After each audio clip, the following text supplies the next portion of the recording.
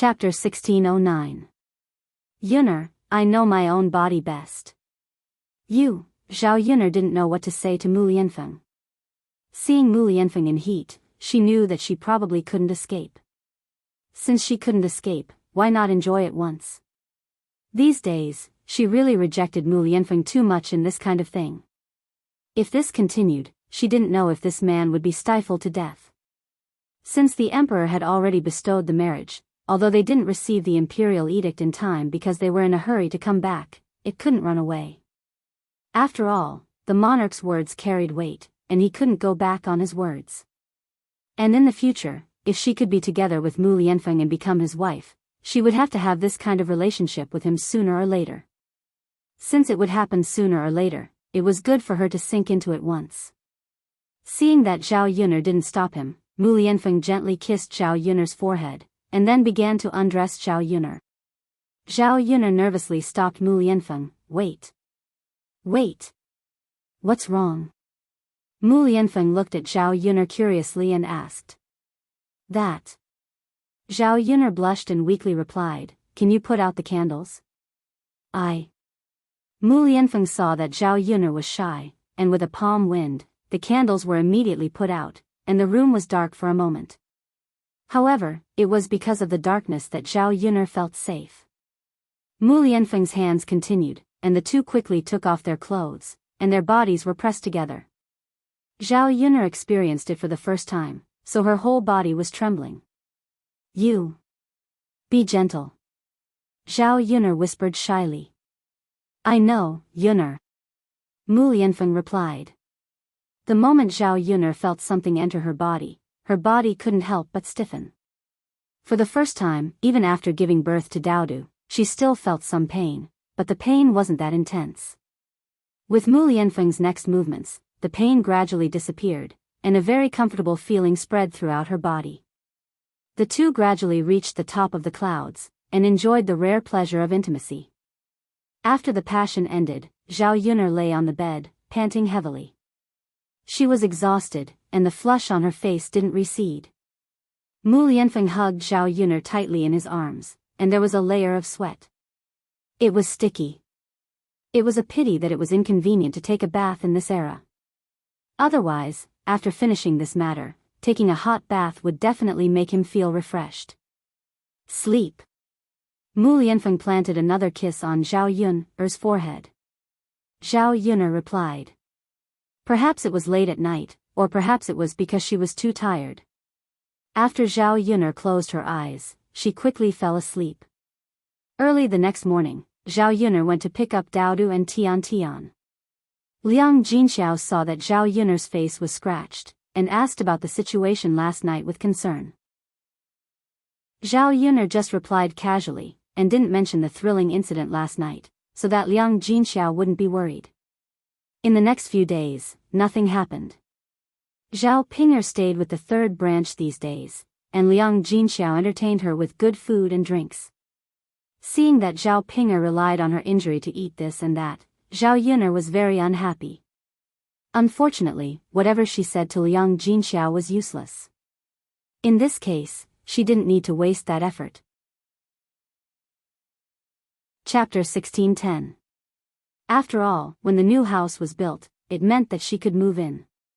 The whole family didn't have to squeeze into the small thatched house, which was very inconvenient.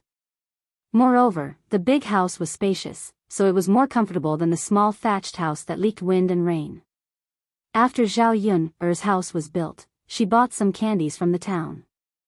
Generally, when the villagers finished building a new house, they would stand on the roof and sprinkle some candies as a celebration to add joy and luck. This was a traditional custom in the village. Zhao Yunner didn't want to save money, so she bought some candies. Of course, firecrackers were also necessary for the building to be completed. Zhao Yunner also bought some firecrackers back. In the morning, when the villagers found out that Zhao Yunner's house was going to be completed, they rushed to Zhao Yunner's new house to join in the fun.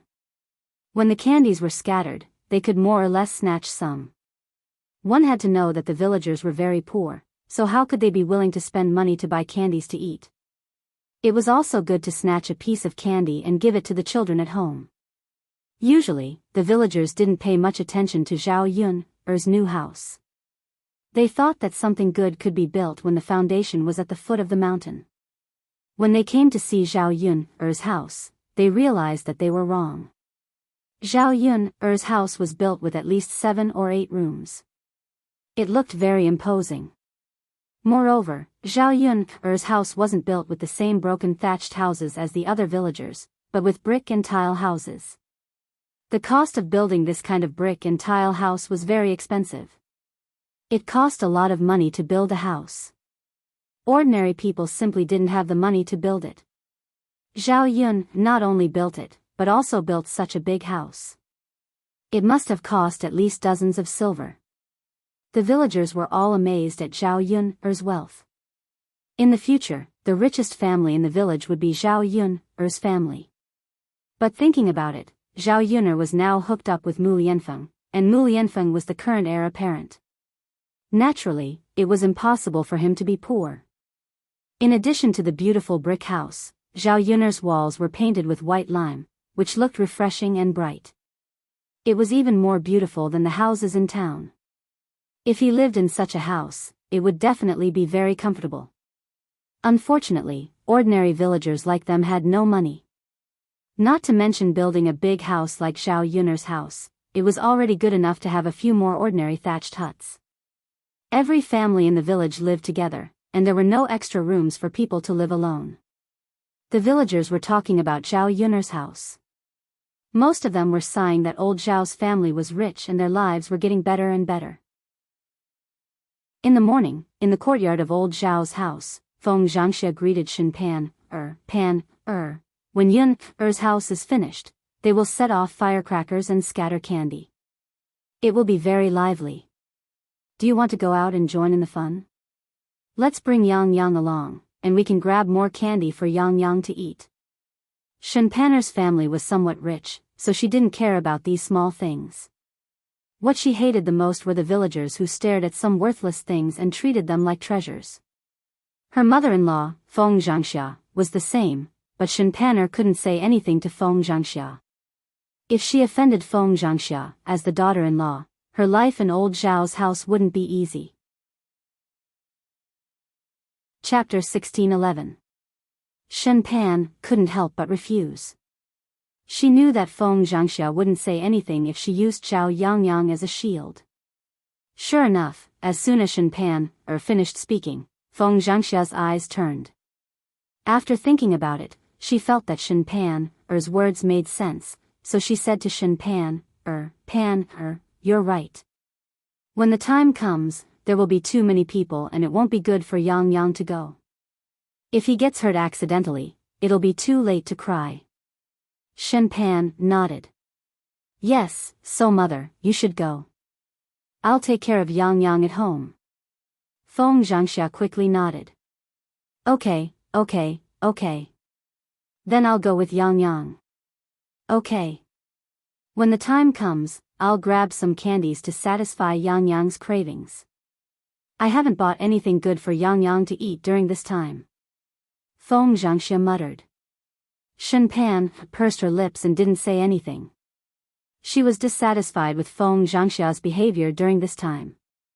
Because Zhao Tianhu and Jianghu were about to get married, there were a lot of things they needed to spend money on. It would be a huge expense when the time came. Because Feng Zhangxia wanted to save money, she had been living frugally during this time. She couldn't bear to spend money on good things and was even stingy with Zhao Yangyang. Shen Pan began to worry. If Feng Zhangxia was already like this, when her second sister-in-law married into the family in the future, the family would be even tighter. She didn't know how stingy Feng Zhangxia would be. Moreover, Zhao Tianhu wasn't as capable as Zhao Tianhu. As his mother, Feng Zhangxia would naturally make more plans for him. She would probably give whatever money she had to Zhao Tianhu and Jianghu. She wouldn't think about Shen Pan and Zhao Tianlong. Shen Pan was annoyed at this thought.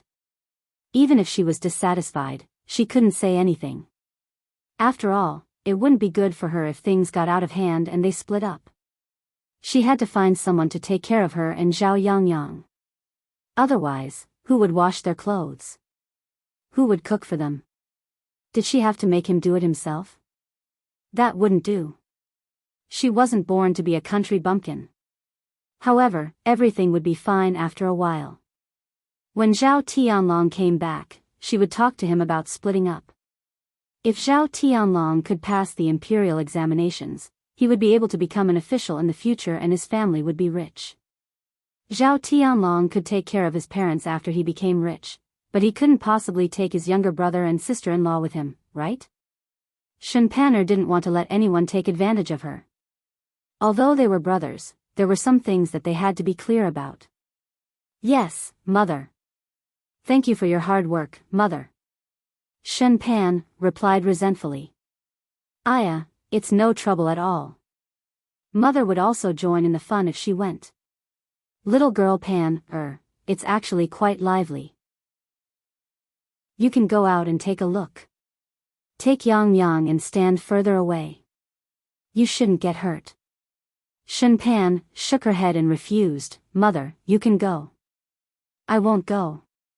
Feng Zhangxia didn't insist. All right then, mother will go now. After saying that, Feng Zhangxia walked out of the room. At this time, Hua Chunhua happened to be in the yard. Feng Zhangxia called out to Hua Chunhua, Mother, Yun'er's house has been built. It will be very lively when they put down the firecrackers and sprinkle the sugar. Do you want to go and have a look? The two of us can go together.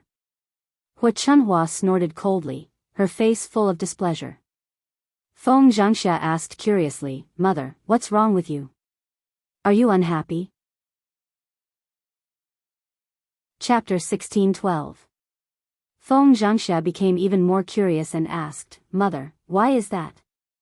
Why don't you go? The house that third brother built belongs to the eldest brother. There are at least 7 or 8 rooms. I'm afraid that there's only one house in our Shuilan village. After all, it has something to do with our old Zhao family. We'll be honored if we go. Hua Chunhua's expression became even uglier. She replied coldly, It has something to do with our old Zhao family? What can it have to do with us? They built such a big house for us to live in. Now that the third branch has achieved great success, what benefits do we get? Did they think of us? Hearing Hua Chunhua's words, Feng Zhangxia smiled embarrassedly, Mother, there's nothing we can do about it. Our old Zhao family separated from the family. Moreover, that house doesn't belong to third brother and third sister-in-law. It was built by Yun'er. Then it has something to do with Yun'er. We can't think of it. The more Feng Zhangxia said, the angrier Hua Chunhua became. That's reasonable, but they can't do that. I'm that girl's elder, right? Let's not talk about other people. Shouldn't they take me and her grandfather to live there? Isn't it just a matter of a house? Hearing Hua Chunhua's words, Feng Zhangxia finally understood why Hua Chunhua was angry. In the end, Hua Chunhua cared about her reputation. The third branch built such a big house. Everyone in the village was talking about how good the house was. In the end, Hua Chunhua, as the grandmother, couldn't live in it. She could only look at it. Naturally, she was unhappy. After all, a big house was more comfortable than a shabby thatched hut. Feng Zhangxia comforted her, Mother, why are you angry about this? Why don't you talk to third brother? He's a filial person and will definitely listen to you. When the time comes, third brother will nod and agree. Then you can live in it, right? Hua Chunhua was silent for a moment. Feng Zhangxia's words made sense. He would tell Zhao Wenhua about this later. Zhao Wenhua was Zhao Yun'er's father. Could it be that he did not have any dignity in front of Zhao Yun'er? You still can't make up your mind? All right, I'll talk to third brother about it later. Well, third brother is in the big house now. Let's go and have a look. It's rare to see such a lively thing in the village. Hua Chunhua nodded in agreement. All right then. It's good to go out for a walk and get some exercise. It's really boring at home. That's right. Mother, you should go too. Maybe the two of us can snatch more candies back, and then we can snatch more for Yang Yang. The reason why Feng Zhangxia pulled Hu Chunhua over so eagerly was that she wanted more people and more hands to snatch the candies. Otherwise, she would not have wasted so much time talking to Hu Chunhua. Then let's go, let's go. Hu Chunhua mumbled. All right. The two of them ran in the direction of Zhao Yun'er's newly built big house. Meanwhile, Zhao Ping overheard the conversation between Hu Chunhua and Feng Zhangxia. Zhao Ping was very excited when she heard about the candies. She quickly got out of bed. Everyone was running to snatch the candies. Naturally, she could not be left behind. Chapter 16:13. Mother, I heard that father has finished building the house. He's going to set off firecrackers and scatter candy later. Zhao Ping mumbled. Liang Jinxiao nodded and said, yes. Ping, what's wrong? Mother, I want to go too. Liang Jinxiao frowned and said worriedly, Ping, what do you think you're going to do? You can only lie down at home like this. Otherwise, if you pull on the wound on your body, what should we do? Zhao Ping pursed her lips and said, Mother, I'm fine. I've rested for so many days. I won't get hurt if I'm careful. Liang Jinxiao was still worried. Ping, what if you get hurt? Actually, there's nothing to see. It's just setting off firecrackers and scattering candy. Mother, I'm going because I want to snatch the candy. Zhao Ping muttered. Upon hearing that Zhao Ping wanted to snatch the candy, Liang Jinxiao stopped her even more. Ping, what's the point of snatching the candy? Later, I'll ask Yun to leave some for you to eat. Zhao Ping said disdainfully, Mother, Zhao Yun is so stingy with me. Would she be so kind as to leave me candy to eat?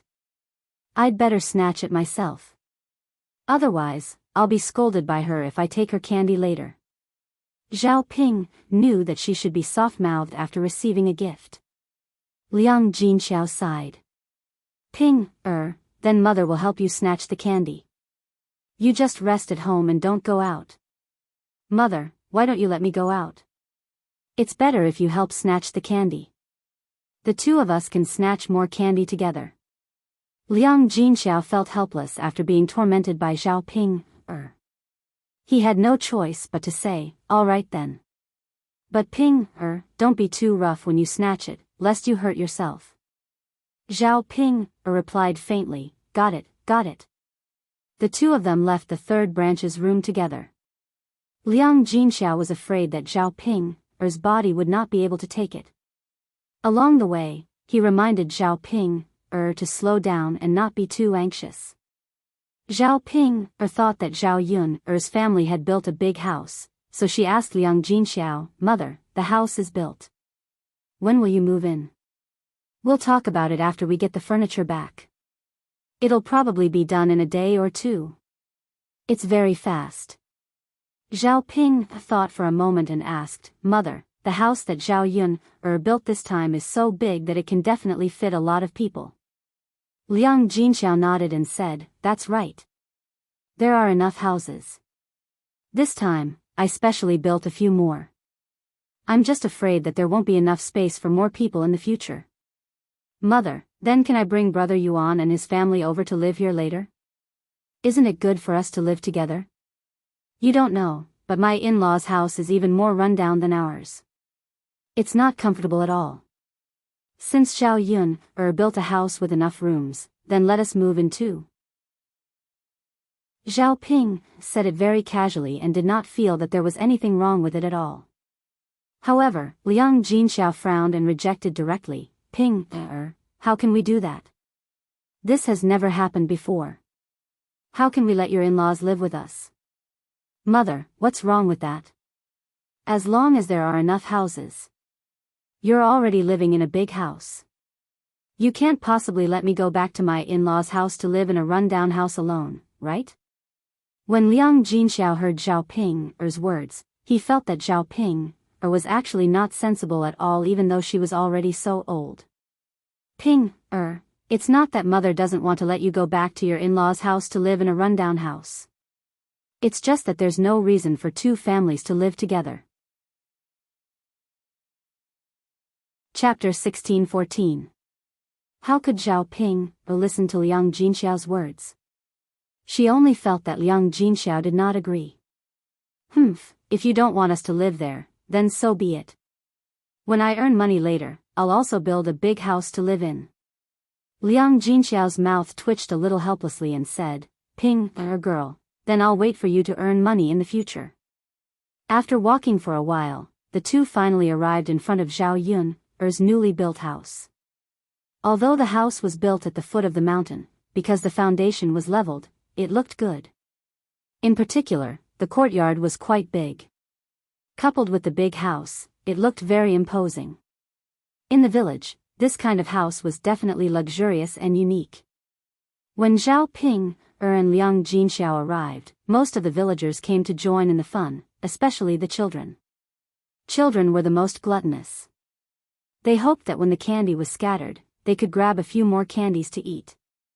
The villagers gathered together were all chattering and exclaiming that Zhao Yun's newly built house was really luxurious.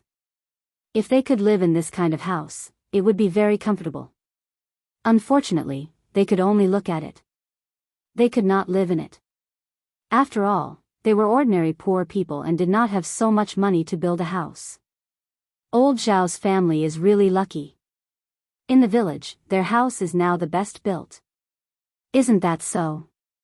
I don't know if the ancestors of old Zhao's family are really lucky. How did the whole family become rich in just a year? Didn't you hear that Zhao Baoshan built a tomb for the ancestors? It's probably because of the blessings of the old ancestor in heaven, that's why the old Zhao family has become prosperous. Hearing this, the villagers felt that it was very reasonable. Now, the only explanation that could explain the continuous happy events in old Zhao's family was the blessing of the ancestors. Otherwise, who could explain which family would have so many happy events in a year under normal circumstances? However, Zhao Baojuan's family was the most unhappy about this reason. At that time, they had built the ancestral grave for the old ancestor's family. If this was a blessing, why didn't the old ancestor bless their family? Why did all the good things go to Zhao Baoshan's family? It was obvious that the elder ancestor had done it on purpose. If they had known earlier, they would not have gone to repair the ancestral tomb. There was no benefit in doing so. Ah, it's going to be sweets, cried someone. N. Wait for me. We're setting off the firecrackers first. What's the rush? Zhao Wenhua first took out the firecrackers and exploded them. Then, he took the ladder and the candies and stood on the roof. The people who came to join in the fun were already waiting below, hoping that Zhao Wenhua would scatter the candies as soon as possible. Aya, don't push. What are you doing? Exactly. Why are you squeezing? Ouch, you stepped on my foot. Stop squeezing, it's so annoying. Seeing where Zhao Wenhua was standing, the crowd hurriedly squeezed in front of Zhao Wenhua. A group of people pushed each other, and the scene was a little chaotic. Everyone was afraid that they would not be able to snatch the candies and fought to be first. Zhao Yun looked at the villagers and shook her head. It would be good if they did not fight over the candies later. It was just some candies. As for that, Zhao Wenhua steadied himself and began to scatter the candies with the bag in his hand. Fortunately, Zhao Yun bought a lot. Otherwise, with so many people here, there would not be enough candies to snatch. Chapter 16:15. Zhao Wenhua was afraid that the fight would get too intense, so she hurriedly scattered a few more handfuls of candies in other directions. This way, the villagers would split up and fight for the candies, so that there wouldn't be too much chaos. One by one, the villagers squatted down and grabbed the candies on the ground, afraid that they would miss one and have it snatched away by someone else. When Zhao Ping saw the candy umbrella coming over, she hurriedly urged Liang Jinxiao, "Mother, hurry up and snatch the candies. Why are you wasting so much time?" Liang Jinxiao hurriedly squatted down, grabbed a few candies from the ground, and stuffed them into her pocket. Zhao Ping didn't fall behind. When she saw the candies beside her, she hurriedly reached out to grab them, not giving anyone a chance to snatch them away. When the candies beside her were all snatched, Zhao Ping hurriedly shouted at Zhao Wenhua, who was on the roof, "Father, hurry up and scatter more candies over here. Don't scatter them elsewhere." Zhao Ping's voice was very loud, so Zhao Wenhua naturally heard it and scattered a few more handfuls in Zhao Ping's direction. However, the other villagers rushed over like a swarm of bees and squeezed Zhao Ping out in an instant. She fell heavily to the ground, and pain immediately spread throughout her body. Zhao Ping was furious. When she saw the candy beside her, Zhao Ping ignored the pain and hurriedly reached out to grab it. However, when Zhao Ping was about to grab it, it was already too late. Another child's hand was faster than Zhao Ping's and snatched the candy from Zhao Ping's hand. Zhao Ping angrily glared at the child who snatched her candy. This child was none other than Tai Chui, her young madam's precious grandson. Zhao Ping frowned. If she didn't see wrongly, it was her ma-am who pushed her out with her buttocks. Now, her grandson was snatching her candy again. Zhao Ping couldn't take it anymore and exploded. "You brat, hurry up and return the candy to me. Who told you to snatch it from me? You sure have guts." Zhao Ping said angrily to Iron Hammer. Her face was cold and she looked very angry. Iron Hammer ignored Zhao Ping completely. Instead, he stuck out his tongue at Zhao Ping and said, "I'm not giving it to you. I'm not giving it to you. What I snatched is mine. Why should I give it to you?" Zhao Ping became more and more angry. A little brat dared to be so presumptuous in front of her. He really didn't put her in his eyes. If she didn't make a move and teach him a lesson, wouldn't this child turn the sky upside down? Zhao Ping endured the pain on her butt and got up from the ground. She walked in front of Iron Hammer and grabbed him by the collar. She threatened him, "Hurry up and return it to me. Otherwise, I'll beat you to death." Iron Hammer struggled in Zhao Ping's hand. Unfortunately, Zhao Ping was much bigger than him. Iron Hammer couldn't break free and shouted at Zhao Ping, "Let go of me, let go of me." Zhao Ping wouldn't let Iron Hammer go so easily. She continued in a fierce tone, "Give me the candy and I'll let you go." Otherwise, Iron Hammer ignored Zhao Ping's threat and continued to struggle. He also kicked Zhao Ping's leg a few times. Zhao Ping felt a burst of pain. She gritted her teeth and glared fiercely at Iron Hammer, "You brat, you really turned the sky upside down. I'll teach you a lesson. It seems that you don't know what's good for you." Iron Hammer was a little scared by Zhao Ping's fierce gaze. However, it was impossible for him to hand over the candy. Chapter 16:16. "Little brat, you won't let go of me. What are you going to do about it?" Tai Chui hurriedly shouted at Madame Hu, "Grandma, Grandma, someone is bullying me. Hurry and help me. A bad woman wants to beat me up." Madame Hu was originally focused on snatching candy from the ground and didn't know what was happening. When she heard Tai Chui's shout, she looked over and saw that Zhao Ping was actually touching Tai Chui. Tai Chui was Madame Hu's precious grandson, so Madame Hu naturally couldn't bear to see Tai Chui being bullied. Thus, she angrily rushed over to Zhao Ping and questioned Zhao Ping, "Last Ping, what are you doing? What right do you have to bully my Tai Chui? Did my Tai Chui offend you? How can you hit a child? You're already an adult, so how can you do that?" Zhao Ping angrily said, "So what if I hit him? Who told him to snatch my candy? Tell him to return the candy to me, and I'll let him go."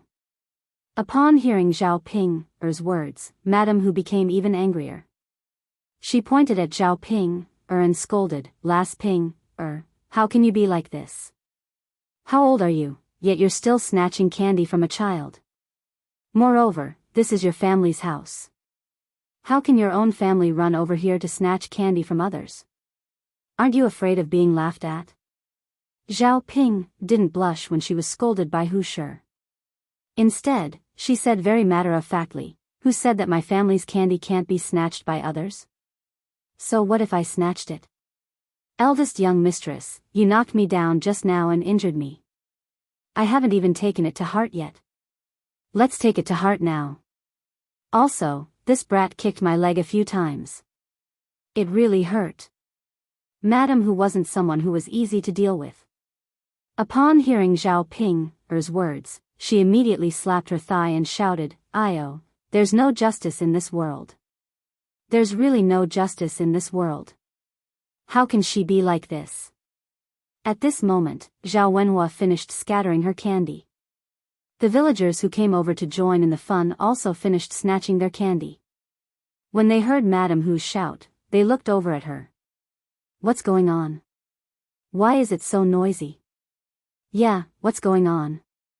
Seeing that the villagers were paying attention, Madam Hu began to complain, "Everyone, come and be the judge.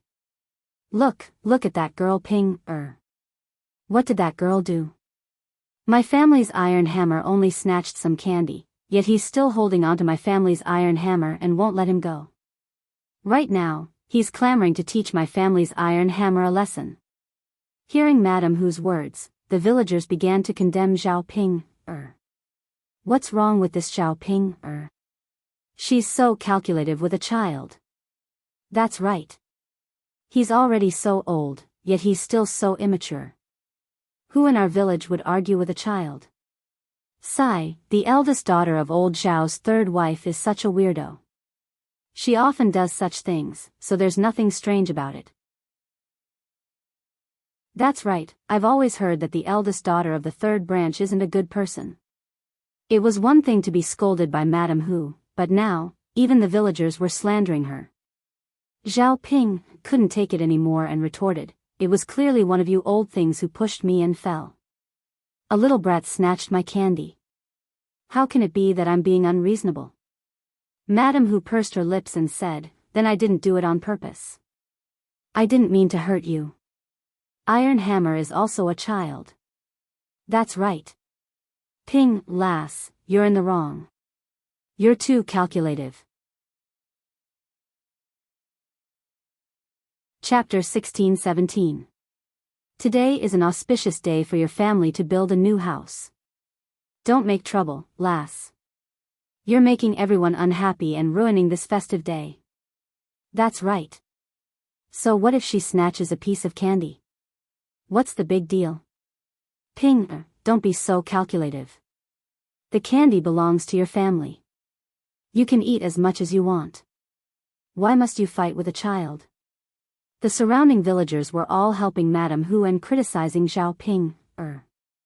It was not that they were close to Madam Hu, but they really could not stand Zhao Ping's behavior.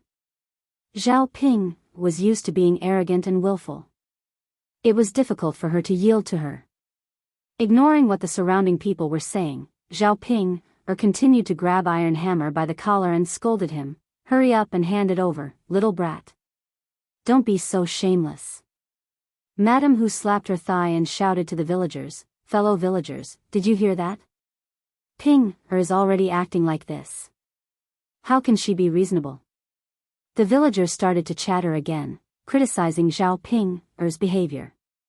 Zhao Ping felt that it was all Madam Hu's big mouth that incited the villagers, so she glared at Madam Hu. A warning voice sounded, "Damned old hag, you'd better go overboard. Otherwise, I'll deal with you too." Oh my, did everyone hear that? This Ping even said that she'll deal with me too. Is this how you treat your elders? What kind of bad luck did old Zhao's family have to give birth to such a lass? Zhao Ping frowned. She already had a bad reputation for taking advantage of others. After Madam Hu made such a fuss, she reckoned that she would be criticized even more in the future. Thus, she felt like she had nowhere to vent her anger. Hearing the commotion and Liang Jinxiao clearly saw the whole situation from the side, he knew that Zhao Ping had indeed gone overboard. No matter what, Iron Hammer was still a child. If he snatched a piece of candy, then let him snatch it. It wasn't like he had another piece of candy to eat. But Zhao Ping refused to let go of the hammer. Now, with such a ruckus, the third branch was seen as a joke by others. Seeing that Zhao Ping didn't intend to let go of the hammer, Madame Hu's eyes fell on Liang Jinxiao. She scolded Liang Jinxiao, third niece-in-law, why are you still in a daze? Why don't you hurry up and persuade Ping? I don't know why your family members are fighting over the candy scattered by your own family. Weren't they usually snatched by outsiders? This is the first time the village has encountered such a thing. After Liang Jinxiao heard this, he felt a little embarrassed and smiled at Madame Hu. Then, he walked over to Zhao Ping, and persuaded Zhao Ping, hurry up and let go of the hammer. Let's just forget about this matter.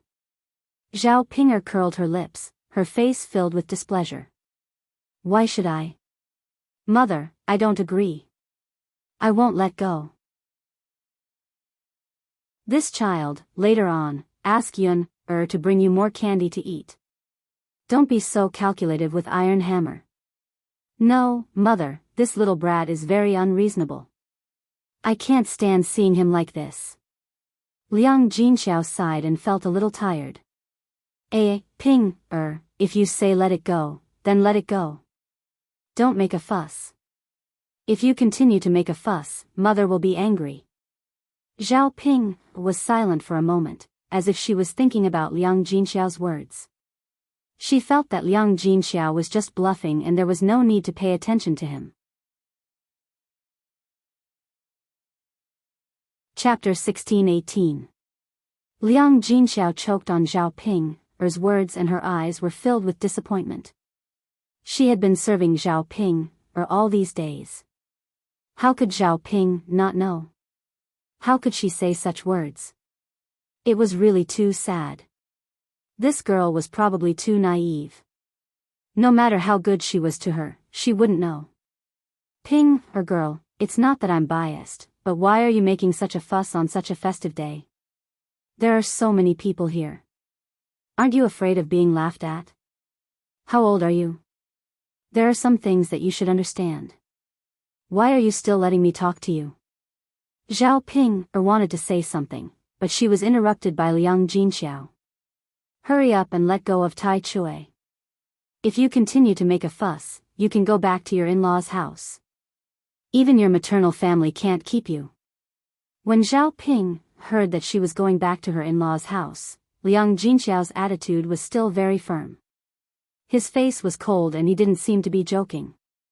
Zhao Ping hesitated. She thought that if she went back to her in-laws' house, she wouldn't have so many good days. After all, Liang Jinxiao would provide good food and drink at her maternal family's house. Her life would be much more comfortable than at her in-laws' house. After hesitating for a while, Zhao Ping released Tai Chui's collar. However, before she let go of Tai Chui, she warned him, "You little brat, don't let me see you next time. Otherwise, I'll skin you alive." Tai Chui was so scared that he quickly rushed behind Madame Hu and complained, "Grandmother, look, this ugly monster is so fierce. He even threatened me." Madame Hu snorted and said, "With grandmother here, he wouldn't dare to do anything to you." Yes, yes. Tai Chui nodded heavily. He believed that with Madame Hu here, no one would bully him. As for Zhao Ping, she ran away from her unscathed. Tai Chui proudly stuck out his tongue at Zhao Ping. Zhao Ping was infuriated at first glance, but when she thought of Liang Jinxiao's words, she couldn't argue with Iron Hammer. In any case, the next time he saw Iron Hammer, he would definitely beat him up. When Madame Hu saw the hammer in front of her, she was still unhappy with Zhao Ping, so she continued to chatter. "I say, third niece-in-law, the children in the family should be properly disciplined. Don't be so immature at their age. If others see them, they will say that our old Zhao family has no manners. You've embarrassed old Zhao's family." Liang Jinxiao pursed his lips and replied, "Auntie, you're right. I'll take note of that." Madame Hu snorted, "It's good that you know." After saying that, Madame Hu took the hammer and left. Since they had finished snatching the candies, there was no reason for them to stay. Zhao Ping angrily walked over to Liang Jinxiao and said to Liang Jinxiao, "Mother, look at her." That face of hers. Liang Jinxiao glared at Zhao Ping and said, "Shut up and stop talking. Don't you find it embarrassing?" Zhao Ping swallowed the words that she wanted to say. She saw Liang Jinxiao's frightening expression.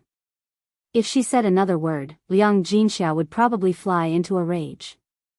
The surrounding villagers were still joining in the fun. Feng Zhangxia had managed to snatch some candies and was satisfied. However, because there were so many people, on average, each person did not manage to snatch a lot of candies. She only wanted to let her children have a taste of the candies.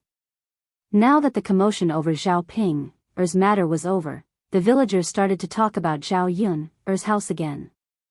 Feng Zhangxia saw that Zhao Wenhua seemed to have kept some candies after scattering them. She started to think about the candies in Zhao Wenhua's hands. Chapter 16-19. Ah, third brother, today is your family's big day. Congratulations. Feng Zhangxia said with a smile. Zhao Wenhua also smiled and replied, "Thank you, sister-in-law." "Ha, third brother, look. So many people came today to join in the fun. Your third branch is really proud. You built such a big house. Everyone in the village is envious of you." Zhao Wenhua's face also revealed a proud smile. "The house is really big, but it's all thanks to Yun. Otherwise, how could Yun's mother and I get so much money to build the house?" Feng Zhangxia smiled and replied, "That's right. Yun is really capable. She's the most capable person in old Zhao's family." Zhao Wenhua laughed heartily. "Sister-in-law, don't just praise Yun. If we're talking about capability, who in old Zhao's family is more capable than Tianlong? When Tianlong's child becomes a provincial official in the autumn examination, he can become an official. Then, you'll be the wife of an official. In our village, only you have this good fortune. Don't you think so, sister-in-law?" Speaking up to this point, Feng Zhangxia also felt proud, and a proud smile appeared on her face. When it came to their family's Tianlong, there was indeed no one more capable than Zhao Tianlong. Of course, this still had to wait. She could only show off when Zhao Tianlong really passed the examination. Otherwise, she would definitely be laughed at by others. They're all capable. Huh, it's all old Zhao's good fortune. That's right. Zhao Wenhua sighed. Feng Zhangxia stared at the candy in Zhao Wenhua's hand. "Third brother, can you give me some of your candy? I'll give it to my Yang when we get back." Zhao Wenhua hesitated for a moment. He was too embarrassed to refuse, so he grabbed a handful and gave it to Feng Zhangxia. "Sister-in-law, Daodu and Tianfu still have to eat the rest. Tianyu didn't come today. You have to give some to Tianyu later." Feng Zhangxia replied, "Okay, that's good." It was enough to give her a handful of candies. Anyway, it was a profit. At this time, not far away, many old ladies from the village surrounded Hua Chunhua and said, "Aunt Hua, you are really lucky. You can live in such a big house later, right?" "Yes. Auntie Hua, I really envy you for being able to live in such a big house. All of us are working hard for the sake of the younger generation. Only you are the most fortunate. How many people would be envious if they could enjoy a good life in their later years?" Hua Chunhua's expression immediately turned ugly when she heard that. Feng Zhangxia saw Hua Chunhua's eyes and knew what Hua Chunhua was thinking. She pulled Zhao Wenhua to Hua Chunhua and said, "Mother, tell third brother to move a room for you and father to live in." Zhao Wenhua was stunned and didn't understand what Feng Zhangxia meant. "Sister-in-law? What are you talking about?" Zhao Wenhua asked weakly. Hua Chunhua was too embarrassed to say anything, so she gave Feng Zhangxia a look. Feng Zhangxia smiled and explained, "Third brother, look at how big your house is and how many rooms there are. Why don't you move a room for father and mother to live in? Father and mother are old. At their age, living in a big house must be much more comfortable." Third brother, mother always talks about how filial you are. Now that your third branch has a big house, you should naturally bring father and mother to enjoy life together. You can't let them live in that rundown house, right?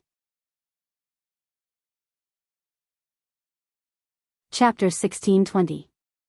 Actually, he had never thought of letting Hu Chunhua and Zhao Baoshan move in together. After all, Zhao Yun was the one who paid for the house, and Zhao Yun only said that the third branch would move in. She did not mention Zhao Baoshan and Hu Chunhua. In addition, their old Zhao family had split up, and now they were living their own lives. How could they still live together? He could not make the decision on this matter.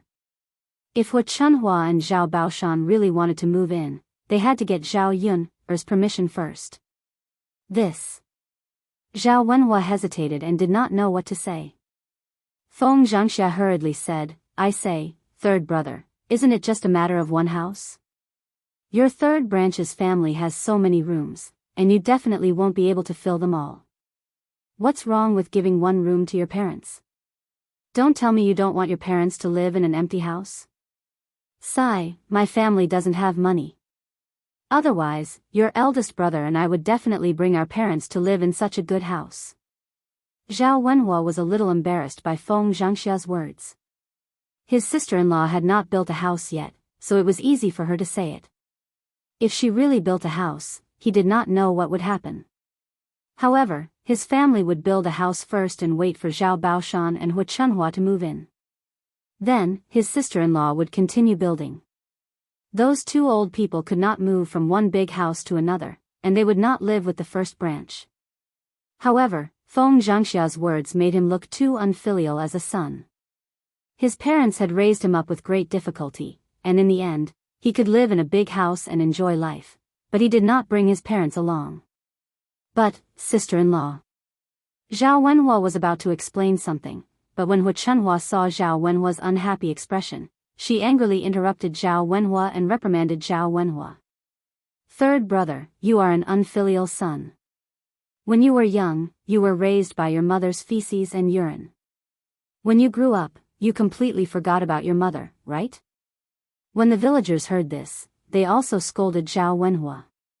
What? So old Zhao's third branch did not let Aunt Hua and Uncle Zhao live there? How can this be? Such a big house, as a son, shouldn't he bring his parents to live in it? If I gave birth to such an unfilial son who built a big house and didn't let me live in it, I would definitely break his legs later. How can people lose their hearts when they have money? Have they forgotten who raised him? Hearing the criticism around him, Zhao was a little. If word spread like this, wouldn't he become the representative of the village's unfilial son? Zhao Yunlong became more and more embarrassed. After thinking for a while, he could only say, Mother, it's not that I don't want to bring you and father to live together. It's just that this house isn't mine to begin with. It's Yun who paid for it.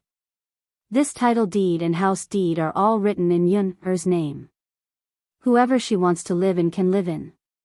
Yun-er's mother and I can't make the decision.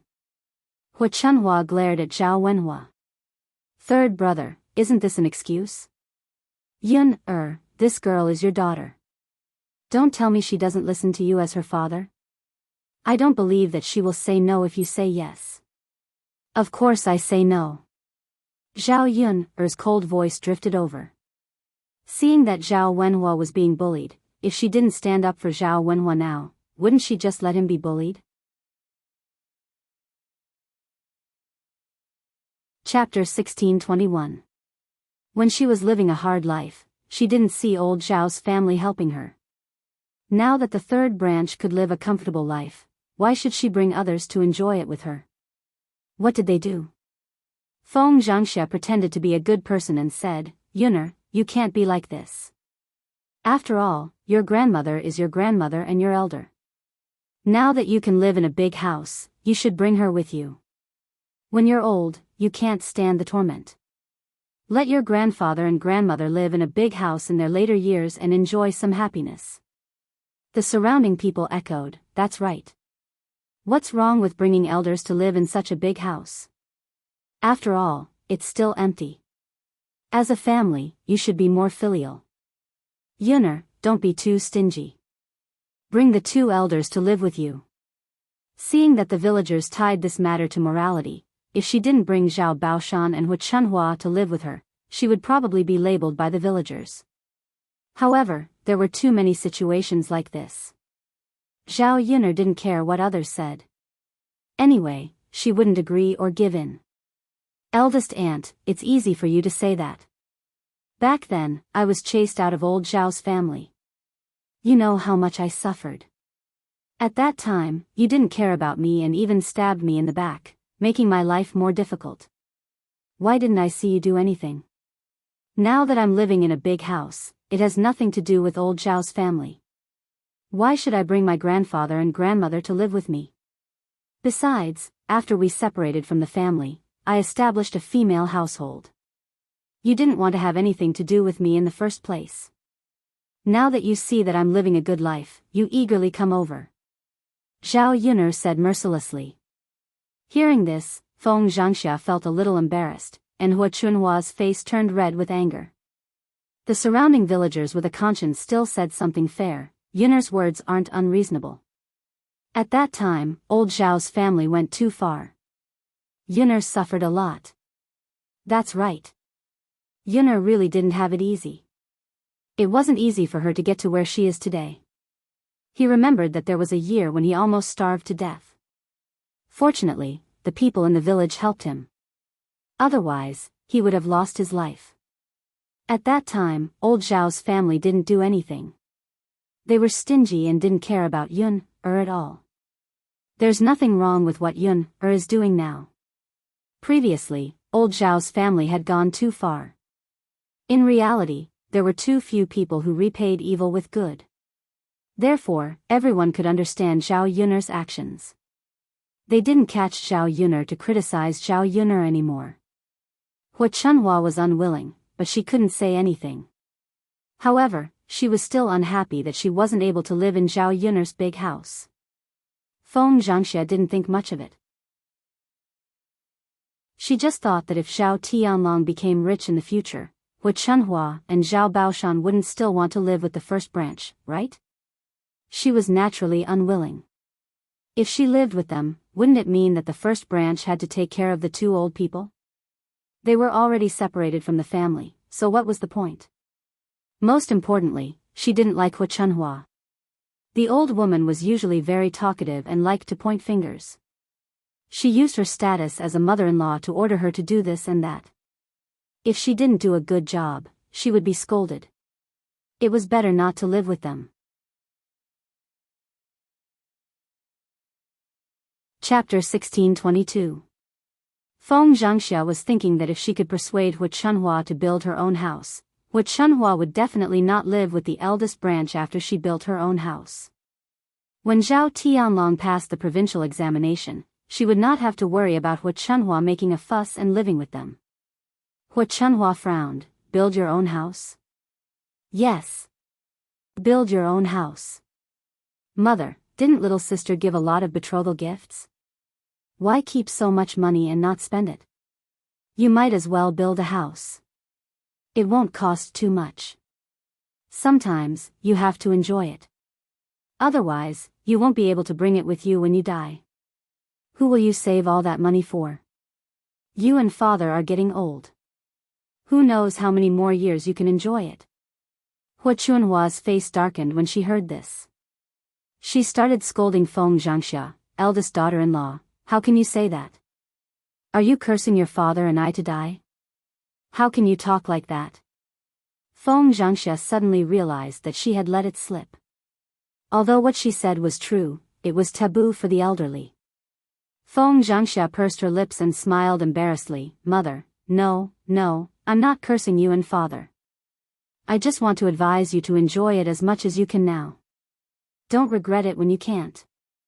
It's fine if you don't have money, but if you have money, why should you save it? Hu Chunhua sighed and said worriedly, you can't say that. You can only be at ease when you have money in your hands.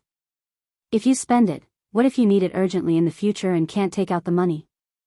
Feng Zhangxia pursed her lips and smiled. Mother, you can't say that. How can you spend too much money in the future? Moreover, mother, think about it. Little sister married such a rich man. If you really don't have money, can't you just look for little sister? Hu Chunhua was silent for a moment. She thought that Feng Zhangxia's words made sense. She had forgotten that she had a daughter who was rich. Thus, she gritted her teeth and said, "Fine, we'll build a house. That Yun girl is very arrogant and stingy. She likes to haggle over every little thing. Later, I'll build my own house to piss her off." Feng Zhangxia giggled in response, "That's right, mother. Building your own house will be so carefree. You don't have to live under someone else's roof." Eldest daughter-in-law, what you said makes sense. I'm already so old, but I can't stand that wretched girl's anger. Later, I'll discuss it with your father and buy a house. Okay, mother. Feng Zhangxia smiled even more happily, seeing that Hu Chunhua was finally convinced by her. Now that the third branch is about to move out, Hu Chunhua and Zhao Baoshan will also have to move out when they build a house. Would have 2 rooms, have 2 roomses, have a house, have a house. Since Zhao Tianhu was about to get married, they definitely had to build a house for Zhao Tianhu's wedding. They couldn't wait for Zhao Tianhu to get married and squeeze in the same house with them. He had to inform Zhao Wenhua and ask Zhao Wenhua to give the empty room to Yun Er's first branch to be used as Zhao Tianhu's wedding room. Thinking that the matter of the room could be resolved, Feng Zhangxia's original worry dissipated. She had to inform the second and fourth branches before they left, lest the second and third branches snatch it away. Feng Zhangxia hurried to Zhao Wenhua and said to Zhao Wenhua, "Third brother, eldest sister-in-law has something to discuss with you." Chapter 1623. Feng Zhangxia seemed a little embarrassed as she said that. "Third brother, you know that Tianhu is about to get married. But we don't have that many rooms when we're all living together. Your third branch is about to move out of old Zhao's house and live in such a big house. After you move out, can you give Tianhu's house to use as his wedding room?" After Zhao Wenhua heard this, if her sister-in-law hadn't come over to ask for their third branch's house because of Zhao Tianhu, she probably wouldn't have agreed. She thought about how her nephew, Zhao Tianhu, treated her third branch very well and would help them out whenever they needed. Now that Zhao Tianhu was about to get married and lacked a house, and since her third branch was about to move out, it wasn't impossible to give a house to Zhao Tianhu. Zhao Wenhua thought for a moment before nodding and saying, "Eldest sister-in-law, that's fine. After we move out, the room will be used as Tianhu's wedding room." After hearing Zhao Wenhua's words, Feng Zhangxia happily thanked him and said, "Third brother, thank you so much. Our Tianhu's wedding room problem is finally solved. Otherwise, I don't know how to get a house for him." Zhao Wenhua's mouth twitched. "Eldest sister-in-law, you don't have to thank me. I'm not doing this for your sake. It's Tianhu who finally got married. As his uncle, I naturally have to help if I can." Feng Zhangxia's face was full of smiles. "Then I still have to thank third brother. When we go back, help Tianhu decorate. The 2 children's wedding day is approaching. We have to prepare well." Zhao Wenhua responded, "Yes, we have to prepare. The sooner we marry the girl, the sooner we can. But there's something on my mind. Tianhu isn't young anymore." That's right." Feng Zhangxia smiled and agreed. The villagers gathered in front of Zhao Yun'er's house for a while. Seeing that it was almost time for lunch, they began to disperse one by one. Zhao Yun'er looked at the house that had been built. Tomorrow, she would go to the town and bring back all the furniture. After that, she would be able to move in. It had only been 2 days since they moved out of old Zhao's courtyard. When the time came to move into a big house, life would be much better. At the very least, they wouldn't have to squeeze into a small, run-down house. After making do for a period of time, he finally got through it. Zhao Yun'er had purposely added another floor to the brick house to make it into a loft. Therefore, living in such a house would not be as stuffy as living in a small thatched cottage because there was an extra floor above. He would not feel uncomfortable when he had to urinate, defecate, or heat stroke. As for tomorrow, after the furniture was brought back and the decorations were done, she would invite her family to have a banquet to celebrate. There was no need to invite anyone else for the banquet. Old Zhao's family was enough. This was the custom of the countryside. Liang Jinxiao and Zhao Wenhua had mentioned it before. It was not difficult to organize a simple banquet. She just had to buy more side dishes to maintain the meal. There was no need for the dishes to be too good. Some fish was already considered a sumptuous meal. The house was empty and there was nothing to see. Zhao Yun'er called Zhao Wenshui and Liang Jinxiao back. On the way back, Zhao Ping'er looked at Zhao Yun'er with hidden bitterness. She wished she could rush up and fight with Zhao Yun'er. She also knew that she had not fully recovered from her injuries. It was probably impossible for her to deal with Zhao Yun'er. She could only grit her teeth and endure it. Chapter 1624. Since Liang Jinxiao ignored her, Zhao Ping panicked. Zhao Ping'er chased after Liang Jinxiao and asked, "Mother, are you still angry with me because of what happened just now?" "Mother, don't be angry with me. This matter is not my fault alone. Wasn't it that brat Tiechue who snatched it from me? Mother, look, I fell on my buttocks again. It hurts so much. I think it tore my wound." As Zhao Ping'er spoke, she tugged at Liang Jinxiao's sleeve and looked at Liang Jinxiao with an aggrieved expression. If it weren't for the fact that there were people around, she would have taken off her pants and exposed her buttocks for Liang Jinxiao to take a look. She wasn't lying. She was seriously injured. Liang Jinxiao glanced at Zhao Ping'er. Zhao Ping'er's words still showed no signs of repentance. Liang Jinxiao felt that she had done nothing wrong. This made Liang Jinxiao feel very tired. What she feared the most was Zhao Ping'er's unrepentant attitude. How could she forgive her easily if she didn't even know what she had done wrong? This girl, she had spoiled her too much and treated her too well. That was why she had developed such an insensible character. Sometimes, she didn't know what she should do and what she shouldn't do. You should reflect on yourself.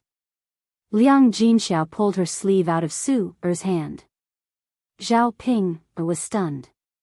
She didn't expect Liang Jinxiao to be serious with her. Looking at the situation, Liang Jinxiao wouldn't be able to recover in a short time. Zhao Ping'er pursed her lips and said, "Mother." Liang Jinxiao took a deep breath and said to Zhao Ping'er, "In 2 days, our third branch will move to the big house. At that time, it will be inconvenient for you to live there. After all, this house was built by Yun'er. You two sisters like to quarrel when you are together. If you quarrel later, it will affect the harmony. You've almost fully recovered these days. Mother thinks you can go back to your in-laws' home." Liang Jinxiao meant that he wanted to drive Zhao Ping away. Zhao Ping did not expect that Liang Jinxiao would take the initiative to chase her away. She hadn't enjoyed enough of this good life yet. She wouldn't be so happy if she returned to her in-laws' home. Zhao Ping'er pursed her lips and said to Liang Jinxiao, "Mother, I haven't recovered from my injury yet. I don't know when I'll recover. I haven't lived in such a good house yet. What's wrong with letting me live there for a while?" After hearing Zhao Ping'er's words, Liang Jinxiao hardened his heart and said, "That won't do. You haven't lived there before. Go back and save up money to build a house. This is Yun'er's house. Even father and mother can't bring you to live there. Tomorrow, you can pack up and go back to your in-laws' home." Liang Jinxiao knew very well that if Zhao Ping'er and Zhao Yun'er lived together, there would be chaos. Moreover, Zhao Ping was insensible. Who knew what kind of trouble she would cause? It was better to let Zhao Ping go back to her in-laws' home early so that she wouldn't cause trouble later. During this period, Zhao Ping had almost fully recovered from her injury. It shouldn't be a big deal when she returned to her in-laws' home. Zhao Ping'er wanted to say something, but she was interrupted by Liang Jinxiao. "All right, Ping'er, you don't have to say anything. It's settled then. Zhao Ping was reluctant, but Liang Jinxiao was insistent. This was the first time his attitude was so unyielding. There was nothing she could do. She could only say, all right then. Mother, but I'm going back tomorrow. You have to cook a good meal for me today, right? I don't know how long I'll have to wait before I come back. Chapter 1625. Upon hearing Zhao Ping's words, Liang Jinxiao frowned. She had indeed promised Zhao Ping that she would kill a big rooster and fry it for her to eat. However, Zhao Ping had been bitten by Little Hay and caused a commotion, so the matter was left unsettled. She had not thought of killing a rooster for Zhao Ping to eat during this period of time. Now, Zhao Ping had actually brought it up again. Liang Jinxiao was silent for a moment, unwilling to do so. She was still a little angry when she thought of the commotion Zhao Ping had caused today. This girl better not be too nice to her. Zhao Ping continued to stare at Liang Jinxiao eagerly and coaxed Liang Jinxiao, Mother, I'm leaving tomorrow, so please don't be so calculative with me. When I return to my in-laws' house, I won't have such good food to eat, so I'll definitely miss our family's food. Mother, can't you satisfy me before I leave? Liang Jinxiao did not say anything. Zhao Ping tugged at Liang Jinxiao again and said, Mother, you can't go back on your word. Seeing Zhao Ping pestering her like this, Liang Jinxiao felt a little helpless. She knew that if Zhao Ping did not get to eat, she would probably make a fuss again. Thinking that Zhao Ping would be leaving tomorrow, this rooster would be a farewell gift for Zhao Ping. Zhao Ping would definitely not have anything good to eat when she returned to her in-laws' house, so her life would be miserable. Liang Jinxiao sighed and said, All right then, Ping, girl, I'll catch a big rooster for you to eat tomorrow. Mother, aren't we going to have a chicken dinner tomorrow when we enter the house? If there's something else to eat, why would we eat a big rooster? Liang Jinxiao frowned and said to Zhao Ping, what do you mean? If you don't know how to eat rooster and leave, what chance do you have to eat it? Zhao Ping, licked her lips and replied with a grin, Mother, why don't we eat it today? It just so happens that there aren't any good dishes today. Because the men who had been working had finished their work and gone back. When the workers were here, the third branch had to prepare some good dishes. Now that the workers were gone, the third branch naturally didn't have to prepare such a sumptuous meal. At noon, he casually prepared some food to deal with it. The quality of the food immediately dropped by a lot. Zhao Ping missed the days when the workers were still around. At least she could eat a lot every day and live a happy life. Thinking about all kinds of delicious dishes, Zhao Ping could feel her mouth watering. Then, she couldn't help but swallow. Liang Jinxiao said, Ping, girl, how can we roast a big rooster today?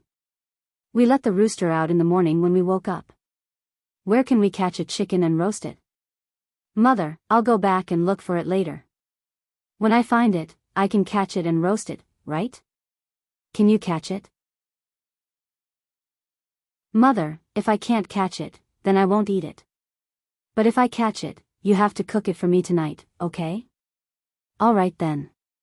If you can catch it, I'll cook it for you tonight. If not, we'll talk about it later. Okay. Zhao Ping agreed eagerly. When she thought of the fragrance of the braised rooster, she craved it even more. Even if she was going home, it was a good thing that she could eat a good meal before going home. Otherwise, when she thought of the family Qin food, Zhao Ping would stay at old Zhao's house and refuse to leave. Life had been difficult these days. She hadn't been able to earn money in Sun City. Her body couldn't take it anymore, and Ma Xiaofeng also had to stay at home to recuperate. They could only set up a stall to sell breakfast in Sun City after both of them had recovered.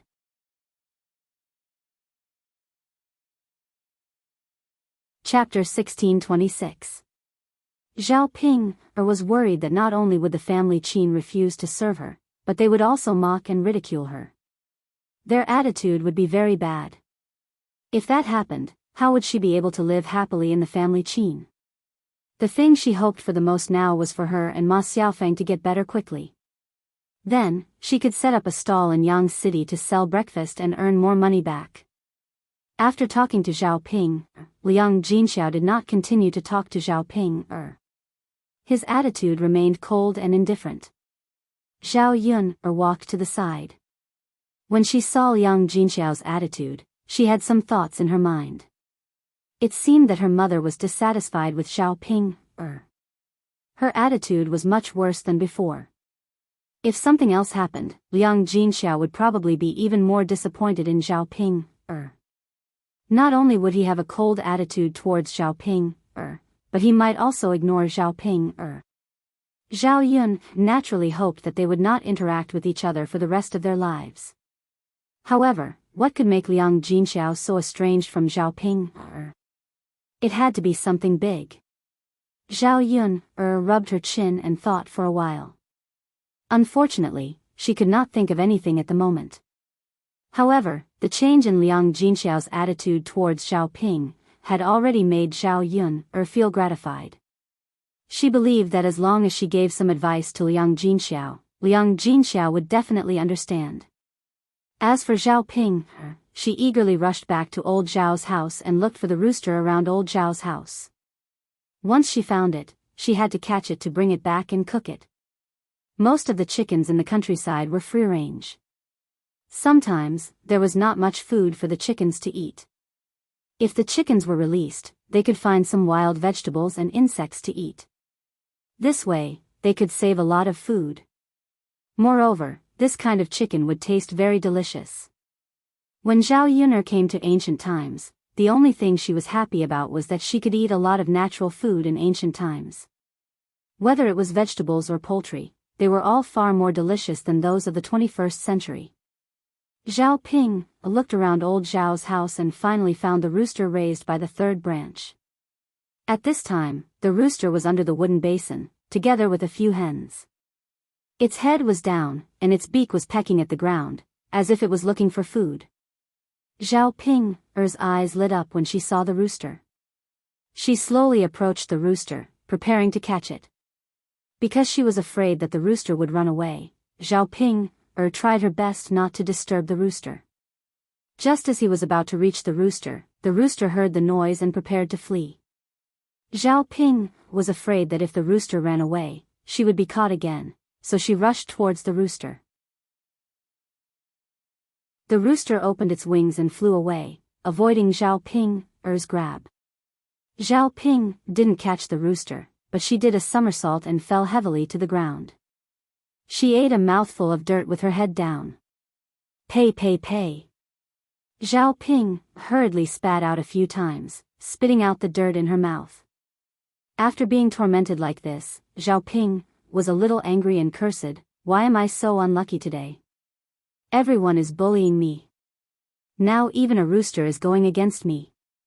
I have to catch it, pluck all its feathers, and braise it to eat. With some difficulty, Zhao Ping got up from the ground. She used her sleeve to wipe her face, and her gaze fell on the rooster not far away. The rooster seemed to have sensed danger, and its footsteps were very messy, as if it didn't know where to go.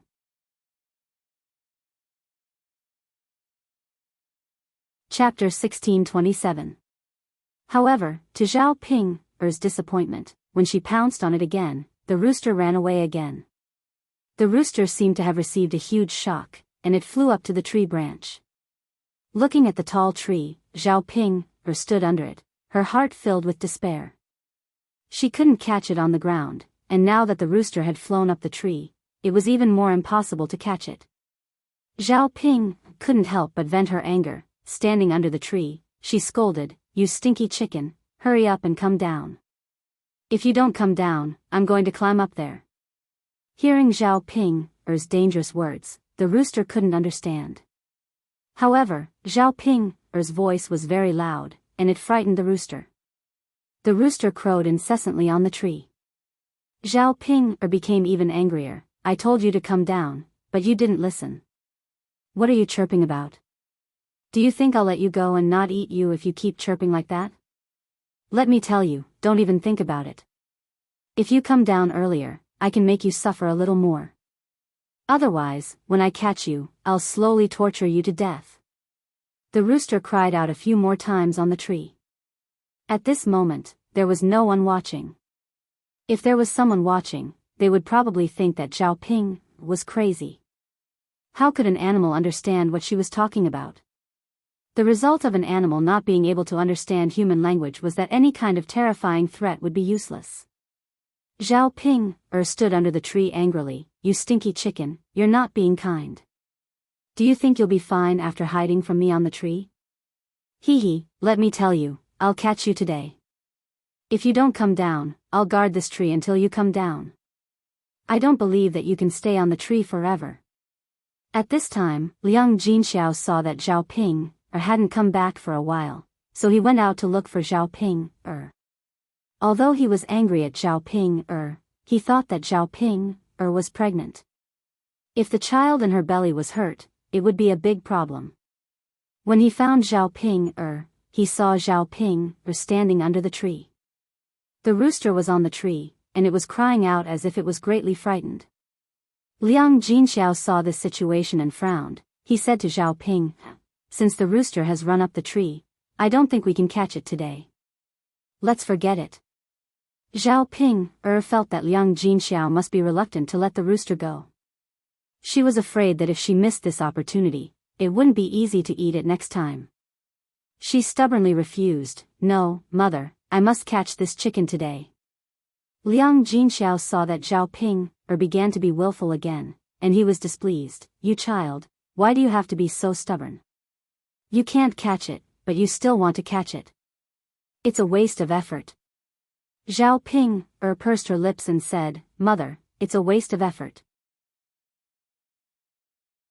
It's my effort that's wasted, not yours. What are you worried about?" Liang Jinxiao found that he couldn't win against Zhao Ping. This child just wouldn't listen to him. No matter how much he said, it would be useless, so he might as well not say anything. He calmly replied to Zhao Ping, "If you want to catch it, then catch it." Even if Zhao Ping insisted and waited to catch it, Zhao Ping wouldn't be able to catch it.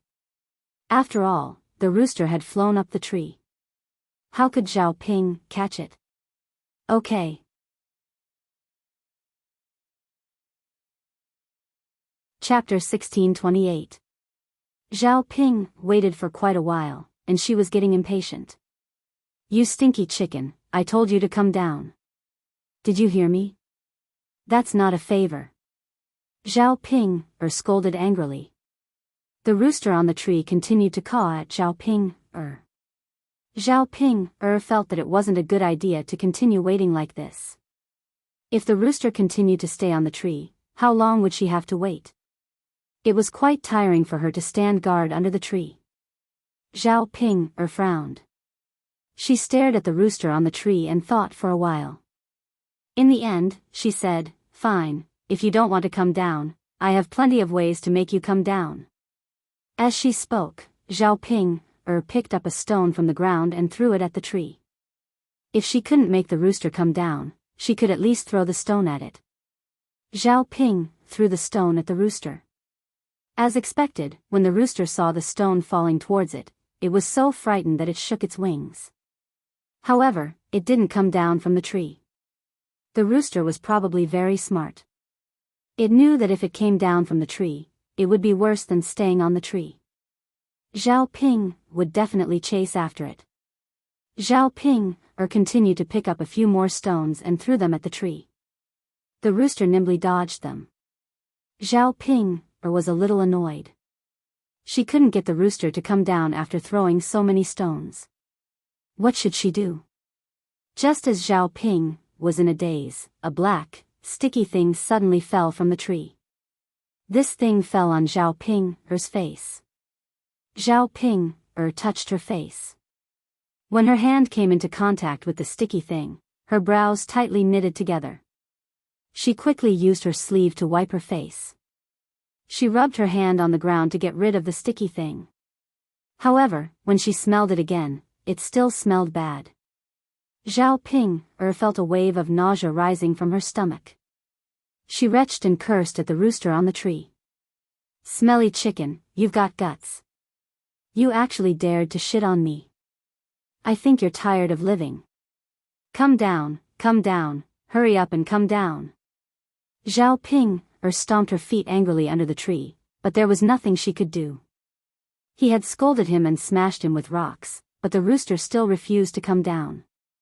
Zhao Ping thought for a moment, then pointed at the big rooster and said, "Just you wait. I'll climb up and catch you now. Let's see where you can run to." With that, Zhao Ping rolled up her sleeves and prepared to climb the tree.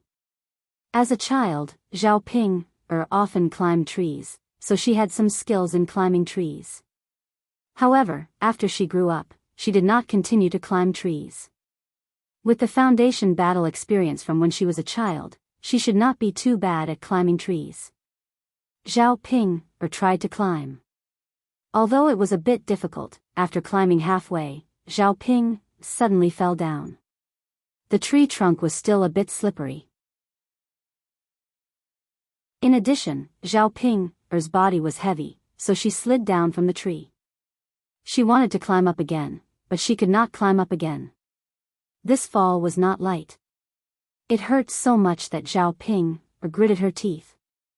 Today, she did not catch the rooster. Instead, she got injured all over. It was really not worth it. Zhao Ping's butt was already seriously injured when she fell to the ground because of Wuxia's push. This time, it was one disaster after another. Zhao Ping was in so much pain that a layer of cold sweat appeared on her forehead. "I'm so angry. I'm so angry." Zhao Ping struggled to get up and cursed.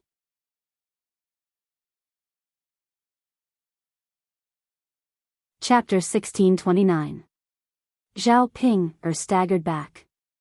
With every step she took, she felt the wound on her buttocks tug painfully. This was even more unbearable than when Xiao He had bitten her. The most painful part was that the original wound had not healed yet. Now, the wound was getting worse. Now, not only was it painful, but there was also a heart-wrenching itch in the midst of the pain. Zhao Ping felt really uncomfortable.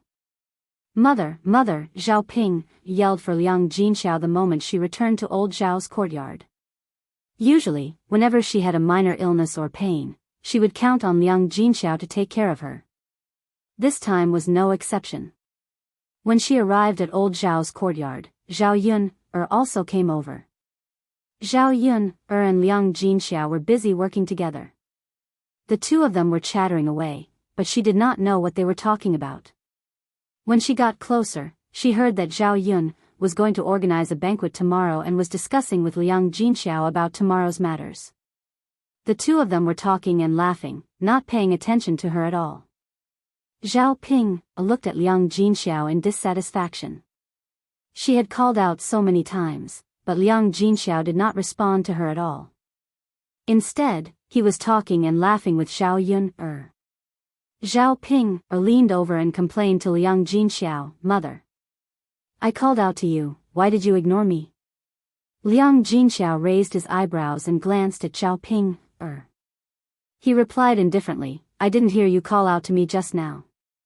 "Why did you call out to me?" Zhao Ping pouted and said aggrievedly, "Mother, you don't care about me at all.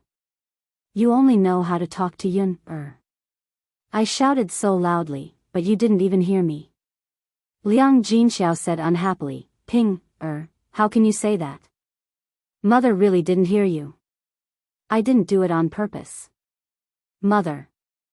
Zhao Ping felt even more aggrieved. She pointed at her buttocks and said, "Mother, my buttocks are hurt. It hurts so much. I think the wound has split open." Liang Jinxiao frowned for a moment. He was not as concerned about Zhao Ping as before. Instead, he asked, "Why did you hurt your buttocks?" Zhao Ping lowered her head and muttered, "Mother, it's all because I wanted to catch that stinky chicken. I was going to climb up the tree to catch it. Who knew that I would fall down the tree halfway and hit my buttocks? Today, young mistress pushed me and I fell down. These two falls added together, so my buttocks." Liang Jinxiao looked at Zhao Ping with disappointment. "I said that you deserved it. I told you not to catch it, but you didn't listen. Look at what happened now. You hurt your buttocks too. Mother, that stinky chicken pooped on my face, so I climbed up the tree to catch it. Otherwise, I wouldn't have caught it. It's all that stinky chicken's fault. Mother, you can't just blame me. Liang Jinxiao shook her head helplessly. She did not know how to reprimand her daughter. It was bad enough that she argued with a child just now. Now, she was arguing with a chicken. She did not know what she would argue with later. Every time she tried to persuade her, she would stubbornly insist on doing things her own way. When she suffered, she would complain in front of her. What could she do? If she had listened to her, things would not have turned out this way. Don't talk to me anymore. If you're hurt, you can deal with it yourself. But I'm not a doctor. What can I do? Liang Jinxiao said coldly and ignored Zhao Ping. Mother.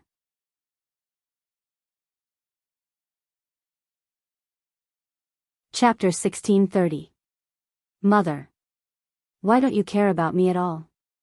I've already become like this.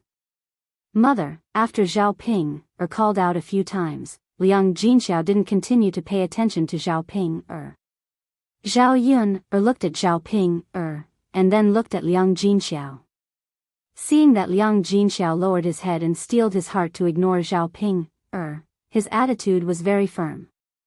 Compared to his previous gentle temperament, there were some changes. Of course, this was something worth celebrating for Zhao Yun.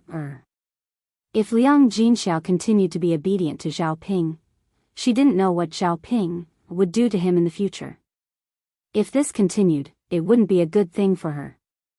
After all, if Liang Jinxiao happened to live with her in the future, what would be the point of dragging Zhao Ping along? After Zhao Ping called out a few times, she was so angry that she stomped her feet. Mother, how can you be like this? Zhao Yun's mouth curved into a smile, and she said sarcastically, Ping, Jia, what you said is really heartless. Don't tell me that mother doesn't care enough about you. This time, you looked for trouble and hurt yourself. What can I do to you? Could it be that your butt is injured and you want mother to treat your wound? Or do you want Nyang Nyang to do something for you? Zhao Ping angrily glared at Zhao Yun and then reprimanded Zhao Yun. Zhao Yun don't get in the middle and sow discord between me and mother. I'm just speaking the truth. Ping, Jia, you're already an adult, but you're still making people worry. Every day, you make mother do this and that for you. Which married daughter would rely on her maternal family like this? You're probably the only one.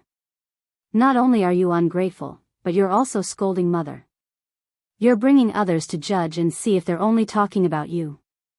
You. Zhao Yun, don't talk nonsense. When did I say that mother is bad? You're deliberately saying this to make mother angry and ignore me, right? Zhao Yun only found it laughable. She scratched her ear, and a faint smile hung on her lips. When did I talk nonsense? Didn't you just say that mother doesn't care about you at all? Mother and I both heard it. Is there something wrong with our ears? After Zhao Yun's words, Liang Jinxiao's frowned. His expression didn't look too good. Think about what Zhao Ping just said. If she did not take care of him properly, she would say that she was in the wrong and did not care. No family's daughter would be like this. Her words really made one feel bitterly disappointed. It seemed that all her efforts didn't fall into Zhao Ping's eyes. Or perhaps, in Zhao Ping's eyes, everything she did was right. The more Liang Jinxiao thought about it, the more bitterly disappointed he felt. Zhao Yun, you. Zhao Ping was so angry that she pointed at Zhao Yun. However, she couldn't argue with Zhao Yun, so she was speechless when Zhao Yun refuted her. Liang Jinxiao's cold voice sounded again. Ping, don't make a fuss. Hurry up and go back to your room. You're making my head hurt. Mother, why aren't you going back? Don't tell me you don't want to eat lunch. Or is your injury not painful enough? Zhao Ping pursed her lips, feeling wronged. I'll go back to my room. Before entering the room, Zhao Ping glared hatefully at Zhao Yun. If Zhao Yun wasn't in front of her mother's heart might have softened.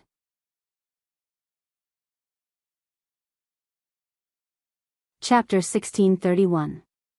Now, the wound on her butt hurt so much that Zhao Ping felt like her flesh was being torn apart. It hurts. What should I do? Zhao Ping muttered. Zhao Yun glanced at Zhao Ping's cowardice and couldn't help but shake her head. No one could stand Zhao Ping. Only Liang Jinxiao, her mother, had the patience to talk to Zhao Ping. Zhao Yun and Liang Jinxiao spoke a few more words. When she was about to go back, she saw Zhao Jin crying secretly in the corner of the room. Zhao Yun walked over and said to Zhao Jin, Sister Jing, what's wrong with you? Seeing Zhao Yun coming over, Zhao Jin wiped her tears with her sleeves and replied to Zhao Yun, no, nothing.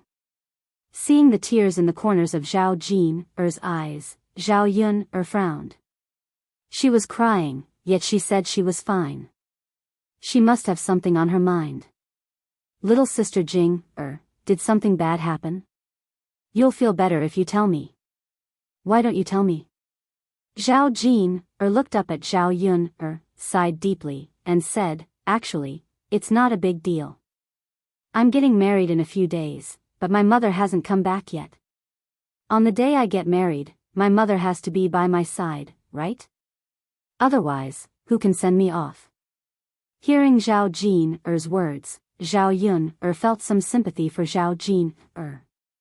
It had been a while since she should have left old Zhao's house, but Zhao Wenshui didn't go to Li Chuiying's in-laws' house to pick her up. No wonder Zhao Jing was upset. Zhao Wenshui was usually very lazy and would ask Zhao Jing to take care of him from time to time. Li Chuiying was in old Zhao's house, so at least there was someone to take care of him. Sister Jing, let your father pick it up. Zhao Yun said. Zhao Jinger lowered her head. My father won't go, why not? If your mother doesn't come back, who will cook for him? Speaking of this, Zhao Yun told her about every leftover meal from Liang Jinxiao. After listening, Zhao Yun finally understood. He was wondering how Zhao Wenshui could stand not having anyone to cook for him and serve him. It turned out that his cheap mother had cooked a lot. The third household provided him with good food and drinks every day, so how could Zhao Wenshui possibly think of Li Chuiying? If she wanted Zhao Wenshui to take the initiative to ask Li Chuiying to come back, she would have to ask her mother to cut off Zhao Wenshui's food. Zhao Wenshui would probably have to go to Li Chuiying obediently in a few days. Zhao Yun patted Zhao Jing's shoulder and said, Sister Jing, don't worry. I have a way to make your mother come back. Really? Zhao Jing asked expectantly. Yes, I should be able to. I have to try. Zhao Jing gratefully tugged at Zhao Yun and said, Yun thank you. You're welcome. Zhao Yun smiled. As Zhao Yun spoke, she turned to talk to Liang Jinxiao. Only then did Liang Jinxiao realize the serious consequences of his actions. If he had known, he would not have sent food to Zhao Wenshui. Because of this, his second sister-in-law had not come back for so long. Yun, I understand. You can go back. Yes. Mother, no matter what second uncle says, don't be soft-hearted. You must not give him food. After resting for so many days, even the most serious injuries have healed. Don't listen to his excuses. Yes, yes. Yun, I will remember. Mother, I will go back first. Okay. Not long after Zhao Yun left old Zhao's courtyard, the third household had finished preparing lunch.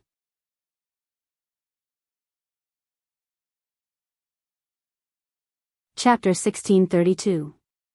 Usually, when Zhao Wenshui smelled the smell, he knew that the food in the third branch was ready, and Liang Jinxiao would bring the food to him in a while. However, today was different. Zhao Wenshui lay in bed and waited for half an hour, but Liang Jinxiao did not bring the food. His stomach was growling with hunger. Zhao Wenshui impatiently shouted a few words in the room. Third sister-in-law, third sister-in-law. Third sister-in-law, third sister-in-law, why don't you answer me? After shouting for a while, Zhao Wenshui did not see Liang Jinxiao come in. In the end, Zhao Wenshui had no choice. He ordered Zhao Jing, who was beside him, and said, Jing, go to your third aunt's room and shout. Why didn't she answer me after I shouted for so long? Zhao Jing was a little reluctant to go and shout for Liang Jinxiao. After hesitating for a while, Zhao Wenshui urged her, Jing, why are you still in a daze? Go quickly. Zhao Jing murmured, Father, haven't you recovered from your injuries? Why don't you go and call for third aunt yourself? Why do you insist on me going? Zhao Wenshui glared at Zhao Jing, why are you so insensible? If I go, won't I be exposed? When your third aunt sees that I've recovered from my injury, will she still send me food? Father, why are you like this? You're already so old, yet you're still lying. Zhao Jing muttered in dissatisfaction. You wicked girl, what are you talking about? I asked you to go, but you didn't go. Now you're counting on me. Zhao Jing curled her lips, Father, I'll go, okay? Zhao Jing was afraid that Zhao Wenshui would nag at her in the room, which would be annoying. Zhao Wenshui stopped talking about Zhao Jing and waved his hand, go quickly. Zhao Jing sighed, went to the third branch's room, and called for Liang Jinxiao. After Liang Jinxiao entered the second branch's room, she asked Zhao Wenshui, second brother, why did you ask me to come here? Zhao Wenshui's face suddenly darkened. Liang Jinxiao did not know why he asked her to come here. It seemed that she had completely forgotten. Zhao Wenshui coughed softly and reminded her, third sister-in-law, did you forget one thing today? Liang Jinxiao frowned and rolled her eyes, what's the matter? Second brother, just tell me directly, I can't remember. Zhao Wenshui's mood immediately became even more uncomfortable. Did she have to say it? Couldn't Liang Jinxiao think for herself? I say, third sister-in-law, did you forget to bring me lunch today? I waited for a long time, but it didn't come. I'm starving. Hurry up and get me something to eat now. Liang Jinxiao smiled awkwardly, well, second brother, I'm sorry. I just ate at home, and there are no leftovers, so I can't bring you any more. Hearing Liang Jinxiao's words, Zhao Wenshui was stunned. With a bitter face, he said to Liang Jinxiao, third sister, why are you like this? Didn't you promise to bring me food every day when I was recuperating? Why did you bring me food every day? Why did you suddenly stop today?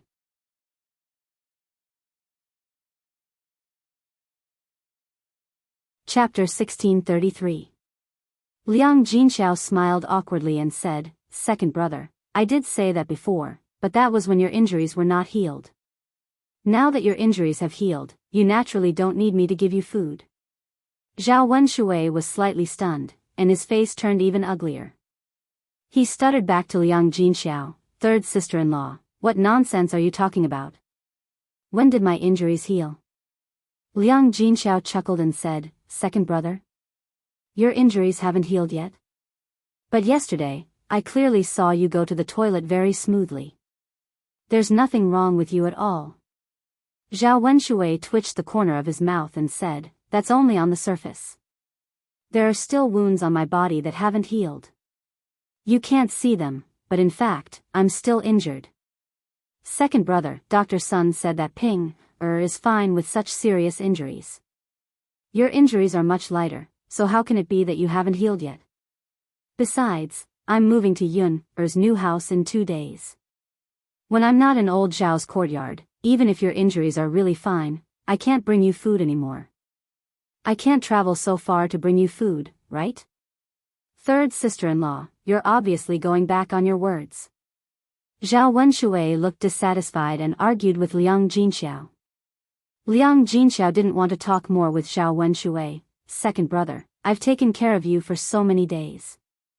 I've done what I should do, so I can't always serve you. Second brother, I think you should bring second sister-in-law back. With second sister-in-law taking care of you, she'll definitely do better than me.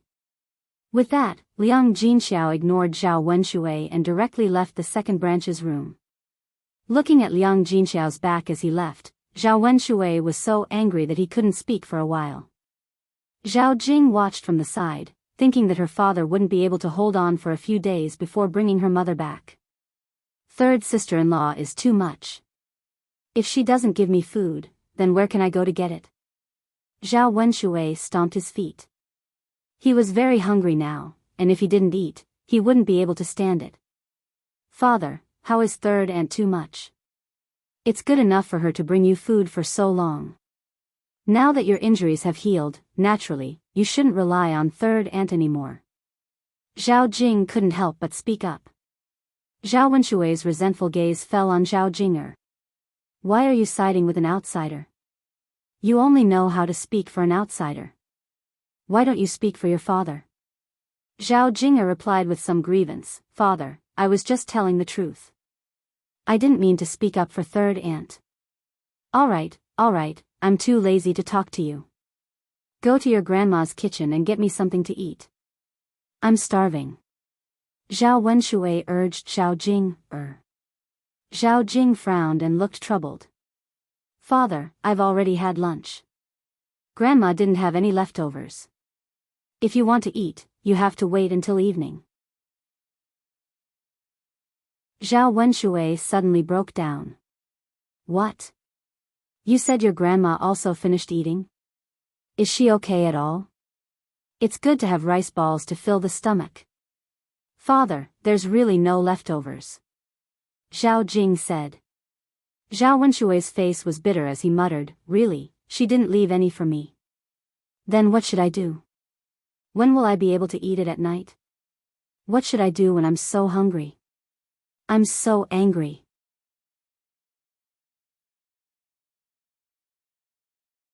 Chapter 1634. Zhao Wenshui shook his head firmly and said, No, your mother ran away by herself. If I go and pick her up, how embarrassing would that be? If I pick her up later, won't I have to do whatever she wants? Zhao Jinger smiled bitterly and said, Father, why do you care about face at this time? Mother's return is the most important thing. Father, I don't want to say this, but we can't do without mother.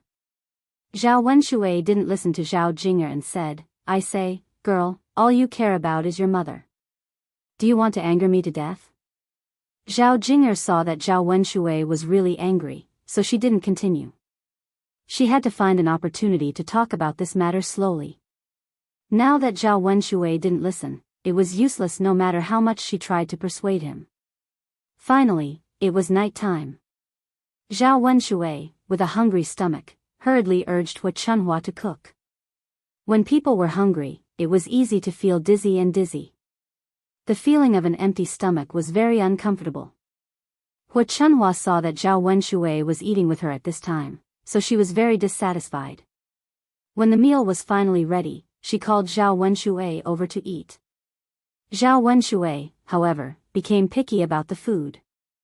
Mother, why did you put so little oil in this dish? It's tasteless. It's not delicious at all. It's a waste of food. Even if you're saving money, you don't have to be so reluctant, right? And this dish, you only put a little bit of salt. It's too bland. It doesn't taste good in the mouth. I can't swallow it. And this, it wasn't that Hua Chunhua's dishes were worse than usual, but Zhao Wenshui was used to the food sent by Liang Jinxiao. When he came to eat Hua Chunhua's dishes, he couldn't get used to it. After all, the food of the third branch was rich in oil and tasted good. Hua Chunhua's dishes were far inferior.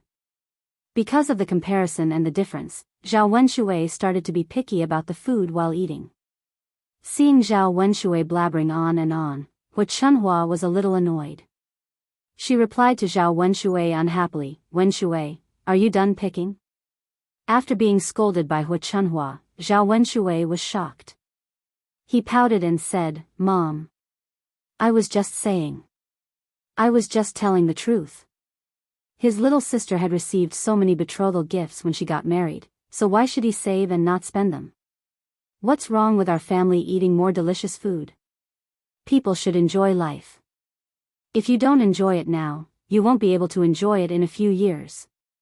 Zhao Wenshui's words meant that he shouldn't bring anything with him when he died. If he had money in his hands, he should enjoy it while it was still early.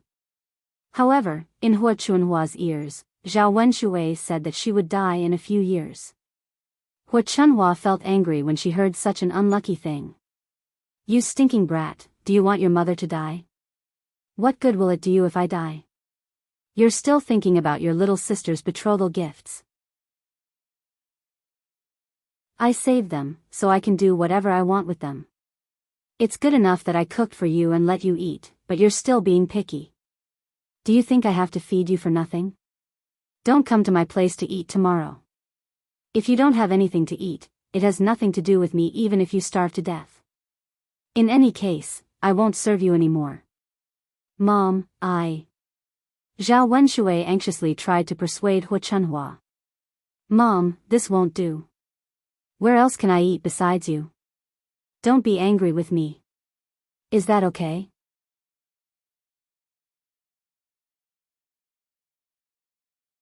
Chapter 1635.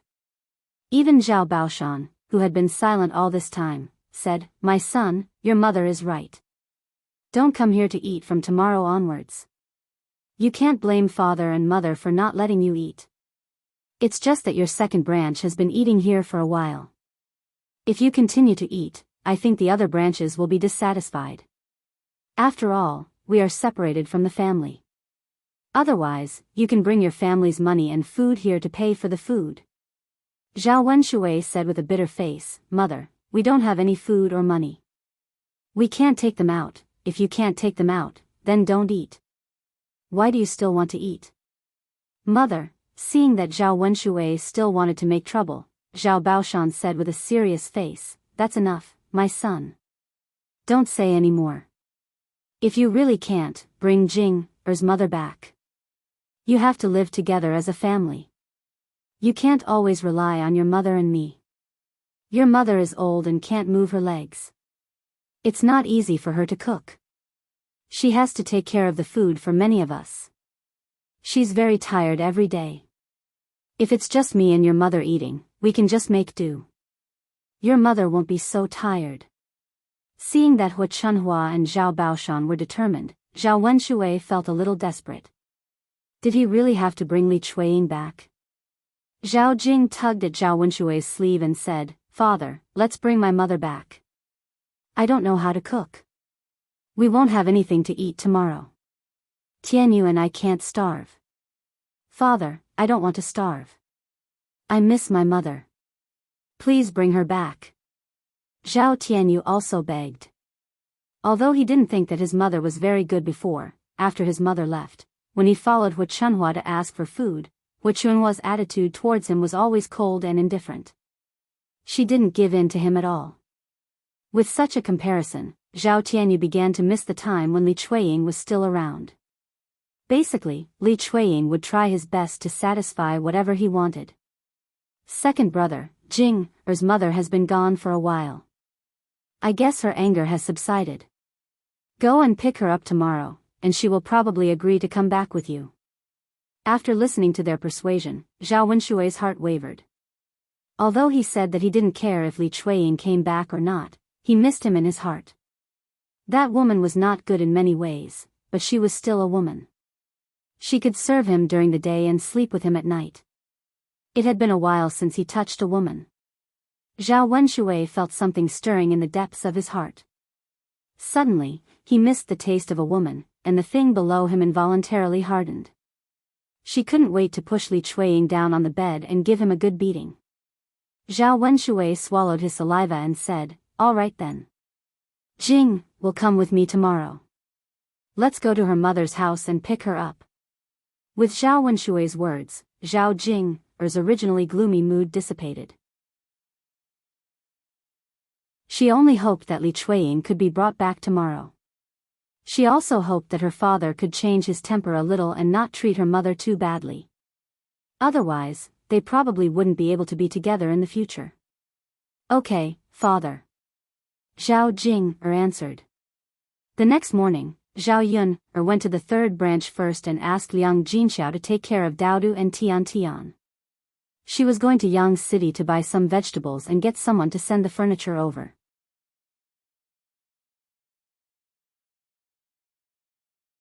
Chapter 1636. Don't worry, Yun, I'll take good care of Tian Tian. Okay, then mother, I'm leaving. Zhao Yun and Mulan went to Yang City together. The two families had finished building the house together. However, Mulan's family hadn't scattered candy yet. Today, they were going to the town to buy candy and some groceries.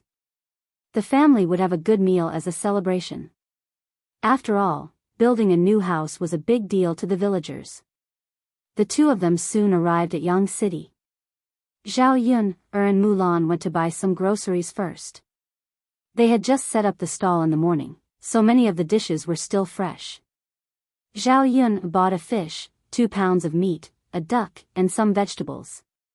The duck was an old duck that was several years old, so it was better to stew it in soup. Cold duck soup was the most suitable to drink in this season as it could cool down one's body heat. As for the other dishes, as long as there was meat, they were considered sumptuous in this era. Compared to Zhao Yun, Mulan was much more frugal. She only bought 1 pound of meat and a fish. River prawns and fish in ancient times were cheaper. After all, they didn't have much fat and oil, so the people didn't regret eating them. When they arrived at the market, they coincidentally bumped into the weirdo from Mulan's maiden family. Mulan saw her father, Mulan, and her nanny, old lady Mu, from afar. Beside them was a woman in her 30s. She wasn't very old, probably only 10 years older than Mulan. However, she was chubby and had more pockmarks on her face, which made her look a little disgusting. This chubby woman in her 30s walked together with Mu Dade. The two of them seemed very close, while old lady Mu walked in front. Mulan stared at the three of them and was slightly stunned. She stopped in her tracks. The few of them were not far in front of her. They were buying groceries at the market. When they arrived at the meat stall, they looked around and didn't know whether to buy or not.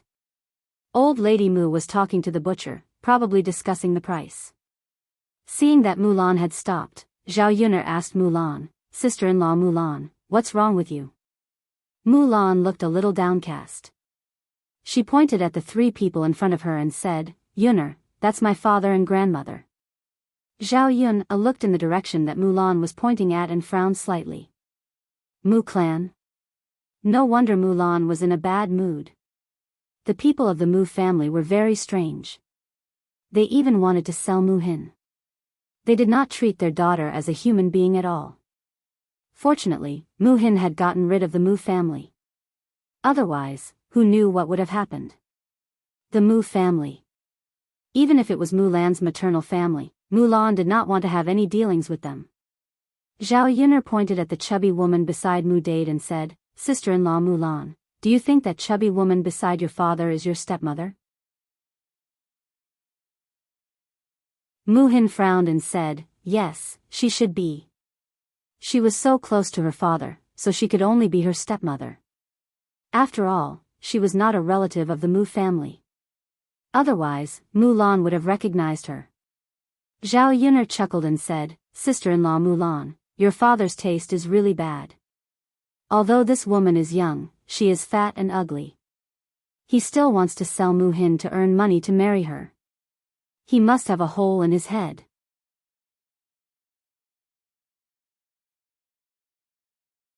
Chapter 1637. It was said that parents were selfless and devoted to their children. Even if they suffered, they would not let their children suffer. Mulan's father was a weirdo. He was so selfish that he cheated his own daughter. There was probably not a single family like him in a radius of dozens of miles. The corners of Mulan's mouth twitched, and there was a hint of bitterness in her smile as she said, "Sigh, there's no other way." My father wants a woman to serve him by his side, and my grandmother wants to give my father a son. Naturally, she has to arrange for another woman to marry back. It's fine. Let him marry her. That's his business. You and Sister Mu Hin just have to lead a good life. You don't have to care about the Mu family in the future. Mulan nodded heavily and replied, yes, I know. They'll lead their own lives. Mu Hin and we will lead ours. We won't have anything to do with them in the future. That's right. When your lives get better, they'll regret it. Yun, you're right. As the two of them were talking, Old Lady Mu looked in Mulan's direction. When she saw Mulan, she was slightly taken aback and then poked Mu Dade. Mu Dade also looked in Mulan's direction. There was a strange emotion in his eyes. It seemed to be guilt. Let's go, Yun. Mulan quickly averted her gaze and turned around, preparing to leave with Zhao Yun. She saw that Mulan's expression was not good. It seemed that she did not want to bother with the Mu family, so she pulled her away. Zhao Yun could understand Mulan's feelings. There was no need to interact with such a family. Zhao Yun replied, okay. However, the two of them had only taken a few steps when the Mu family caught up with them. Old Lady Mu grabbed Mulan and said, I say, are you blind or are you doing it on purpose? Don't you know how to greet your father and me? Mulan's eyes darkened. She didn't want to talk to Old Lady Mu. However, Old Lady Mu did not give up. You damned girl, are you mute? Why aren't you saying anything? Don't think that it'll be fine if you don't speak. You are a descendant of the Mu family, so you have to be respectful in front of the elders of the Mu family. What kind of attitude is this? What do you mean?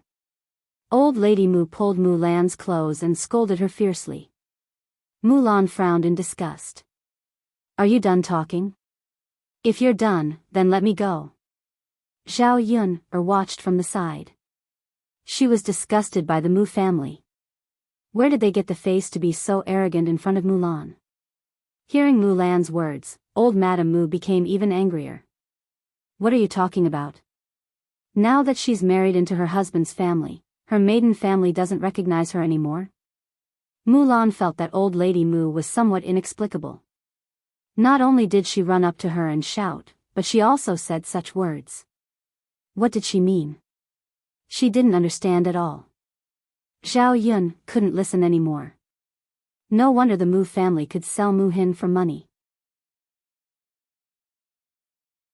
With this quality, what couldn't they do? Grandma, what do you want me to say?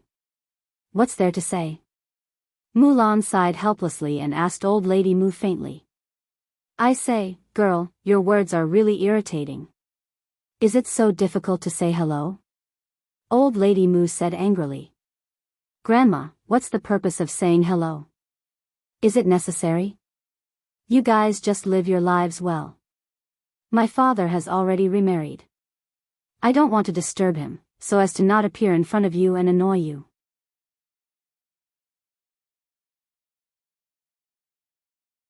Chapter 1638. You. Old Lady Mu was so angry that she could not speak. She felt that Mulan's words were treacherous, but she could not refute them. After all, what they did was wrong. The matter of selling their daughter had been talked about in the village for a long time. It was a stain on the Mu family's reputation. However, Old Lady Mu knew that if she did not use this method to earn money, she would not have the capital to marry Mu Dade. At this moment, Mu Dade walked over and tugged at Old Lady Mu. All right, mother, don't be so calculative with Lon. This is not a big deal.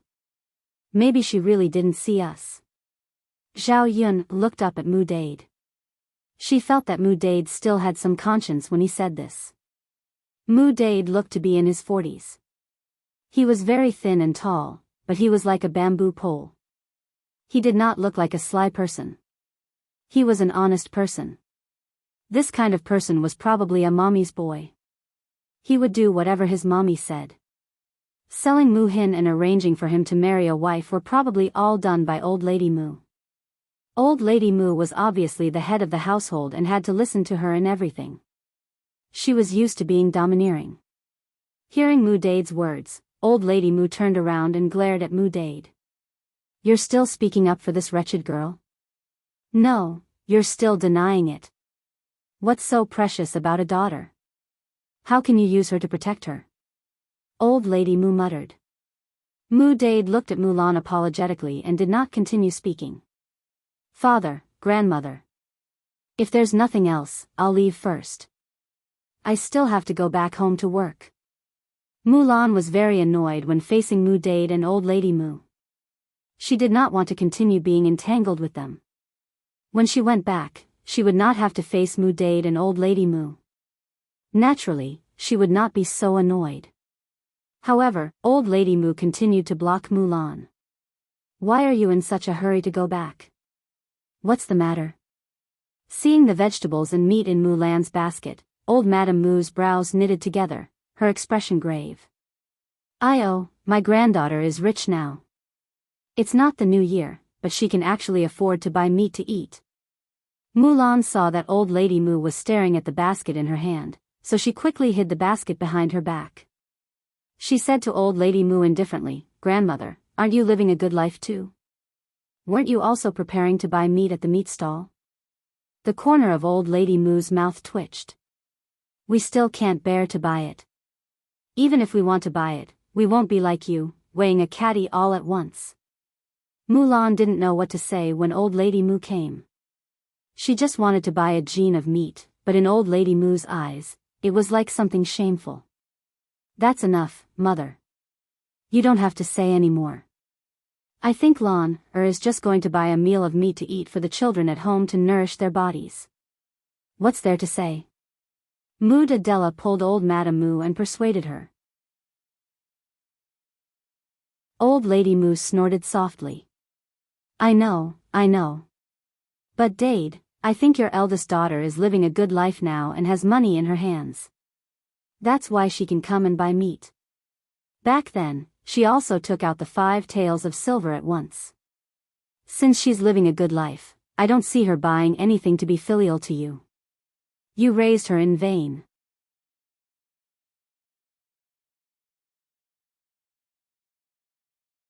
Chapter 1639. After Mulan heard Old Lady Mu's words, she could not help but roll her eyes in her heart. She did not know how thick-skinned Old Lady Mu was to say such things. Not to mention selling Mu Hin, now she was even thinking of getting some benefits from her. After she married into her husband's family, she did not see the Mu family helping her even when she was at her most difficult time. It was better not to have this maternal family, unlike other families where the maternal family would protect their married daughters. "Forget it, Mother, Lon's life is not easy, don't say such things. It's not like we can't live anymore. Why do you want Lon to spend money to be filial to me?" Mu Dade could not help but persuade Old Lady Mu. Selling Mu Hin in exchange for money for him to marry a wife had already caused the villagers to criticize him behind his back. Until now, he could not even lift his head up high. If he let his married daughter buy things to be filial to him, he did not know what the villagers would say about him.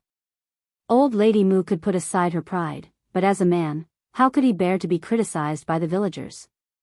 After all, men were prideful, and pride was the most important thing.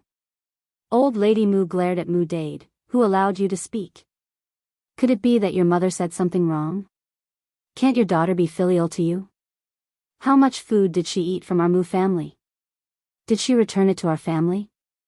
It was fine if she could not live her life in the past, we did not bicker with her. But look at her now, your daughter can even eat meat, and it's not even during the holidays. This means that she is living a good life. And I heard that her family has built a new house.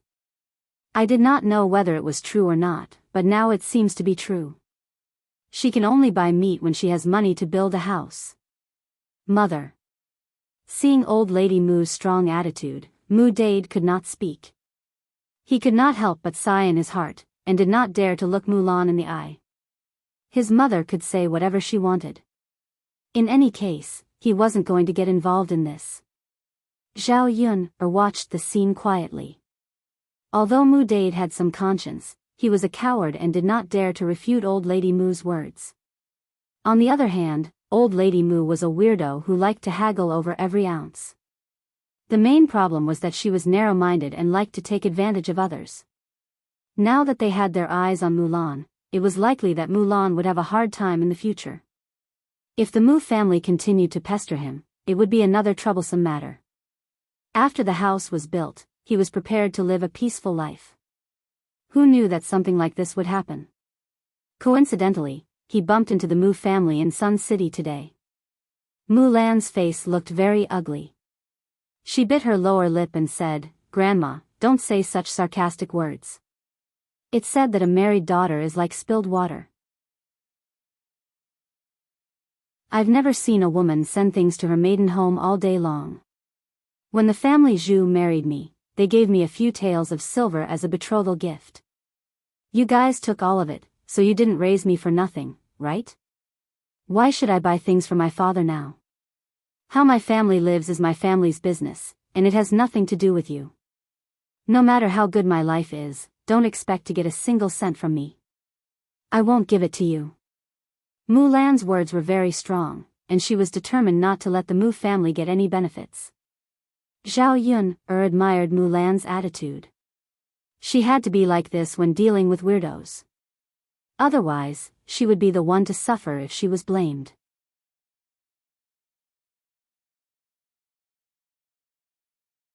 Chapter 1640.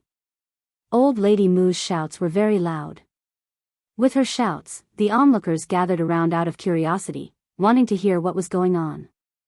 Old Lady Mu dragged the onlookers to talk about Mulan, saying that Mulan was not filial and that she had forgotten about her maternal family after she had a good life. She did not care about her maternal family and did not care about them at all. She did not even care about her own father and had not been filial to him for so many years. When Old Lady Mu saw that there were more onlookers, she became more energetic in her scolding. Lon Lon stood in the middle and received the strange looks and scoldings from the onlookers. Mulan was disgusted by Old Lady Mu's behavior, but she felt helpless. What could she do when she met such a grandmother? "Mother, don't say any more." Mu Dade hurriedly tugged at Old Lady Mu and persuaded her. Others might not know, but Mu Dade knew very well that the Mu family was in the wrong in the first place. With so many onlookers, if Mulan said something and others heard it, he would be scolded again. That was why he hurriedly stopped Old Lady Mu, afraid that she would make a bigger fuss. Old Lady Mu gave Mu Dade a push and warned him. "I said, you don't have to care about this big matter. Your mother knows it in her heart. Today, I have to tell everyone about Mulan's character and let everyone be the judge. Otherwise, she will say that I'm unreasonable." Mu Dade was helpless. What was the point of being reasonable? They were clearly in the wrong first. If he said that they were unreasonable, he would let them have more. Unfortunately, Old Lady Mu did not admit it and felt that she was reasonable. He could not do anything about it. Old Lady Mu continued to hoot, and Mulan could not take it anymore. She was disgusted to meet such a family member. Originally, she did not want to argue with them, but now it seemed that the result of not arguing with them was to be destroyed by Old Lady Mu. Zhao Yun poked Mulan and said, "I say, sister-in-law Mulan, don't tolerate this kind of situation. Let's expose their true colors. I want to see who the normal people think is unreasonable." Mulan pursed her lips and responded. Now, she could only do as Zhao Yun'er said. Otherwise, it would have a bad impact on her reputation. Mulan stood in the middle of the crowd and calmly narrated to the onlookers what Old Lady Mu and the Mu family had done. After listening to Mulan's words, the onlookers finally understood what was going on and began to criticize Old Lady Mu and Mu Dade. Most people had a conscience.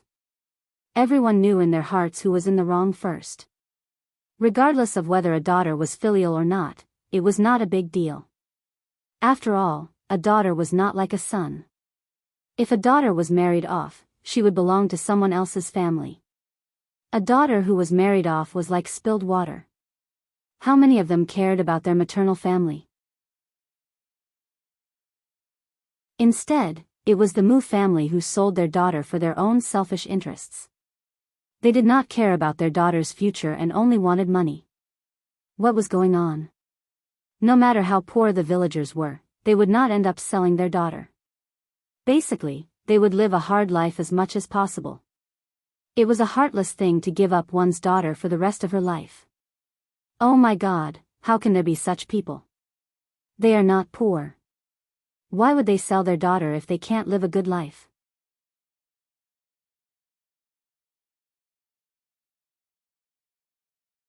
Chapter 1641. Sigh, there are really all kinds of people. It's like a thief calling out to stop a thief. That's right. I don't know where he got the thick skin to sell his daughter. Such a parent is not qualified to be one. Instead, he expects his daughter to be filial to him. Sigh, there's nothing we can do about it.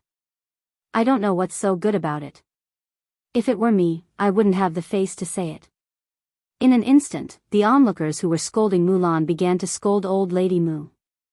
Although Old Lady Mu was old, she still couldn't stand others scolding her like that. Old Lady Mu was very embarrassed after hearing the words of the surrounding crowd. She could not maintain her composure and glared hatefully at Mulan. This wicked girl really didn't care about her family. She said anything and didn't know how to save some face for her parents and elders. Father, grandmother, you heard what everyone said, right? It's up to people to decide who's right and who's wrong. If you have nothing to do, don't make a scene in front of me. Otherwise, I won't be polite. Old Lady Mu frowned and said angrily, not polite? How do you want to be rude? Do you want to hit me and your father? Unfilial bastard, I shouldn't have raised you when you were born. I should have just strangled you to death. Old Lady Mu was so angry that she could do anything and say anything in the future. Even if the onlookers scolded her, she still didn't think it was her fault. She thought it was Mulan's fault. Hearing Old Lady Mu's cruel words, the onlookers scolded even more. That's enough, mother. Have you caused enough trouble? Let's go back. There are so many people watching. If the news spreads to the village, we'll be laughed at. Mu Dade couldn't stand it anymore. Old Lady Mu didn't care about what the onlookers said and didn't care about her face, but he couldn't. No matter what, a man couldn't stand being poked at behind his back. It wasn't the time to make a scene. Why don't you care about what you should care about and meddle in what you shouldn't care about? Old Lady Mu scolded. Mother, what's the point of you making a ruckus like this? Do we still need to buy our things? Do we still need to go back? Otherwise, when it's time, the ox cart back to the village will leave. It won't wait for us. After hearing Mu Dade's words, Old Lady Mu realized that it was getting late.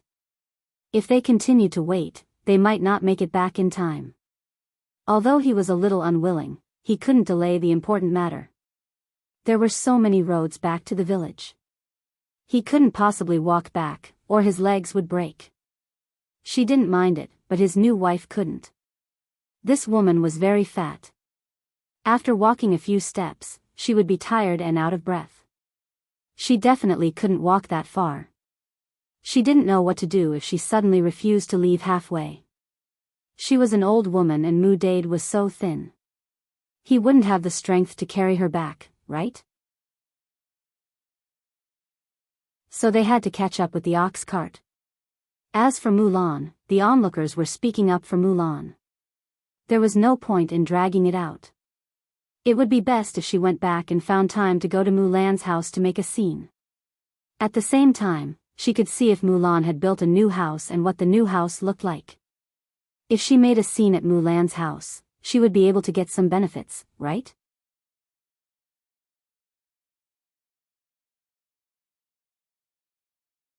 Chapter 1642. All right, I got it. I'll settle this account with this wretched girl later. Old Lady Mu muttered, showing a trace of impatience. Seeing that Old Lady Mu had finally relented, Mu Dade heaved a heavy sigh of relief.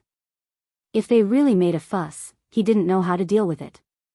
If he could save trouble now, he would. He estimated that Old Lady Mu would listen to his homework when he went back, and then she wouldn't make a fuss anymore.